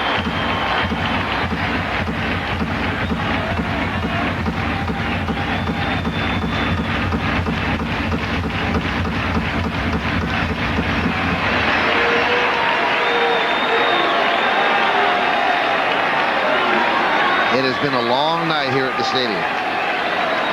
The players usually get here about 3:30. The scoreboard clock says 12:25. And the 3-2. Foul back. An hour rain delay before the game even began. And then one batter into the bottom of the first inning. About an hour and a half rain delay. Mike Messina against Rolando Arrojo tomorrow. And they're both probably not here. I would think so. Yeah, I shouldn't have said tomorrow. It's a little later today.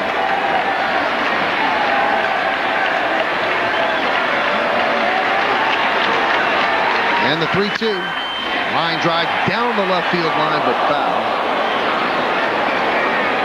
I've just been informed that the official time of the second rain delay was 74 minutes, so an hour at the start, and then 74 minutes after that, so 2 hours and 14 minutes of rain delay. And the amazing thing, and we said this before, you look around this field right now and you could not have told that it was raining. And it was a terrific game till it got away from the Yankees in the 8th inning, but we saw some great play in the field. The 3-2 popped up. Does it stay in play? Clark near the stands, leans in, and he makes the play to end the game. A nice play by Tony Clark, who also had a home run in this game. And the Yankees dropped the first game of this 3-game set, a battle for first place here in the Bronx, by a 5-2 score against the Red Sox. Yeah, great pitching by Derek Lowe. To me, the star of this game, Lou Merloni. We'll take a further look into everything that happened in this game. We'll come back. We'll wrap it up. Once again, the final score from the Bronx, the Red Sox 5, the Yankees 2.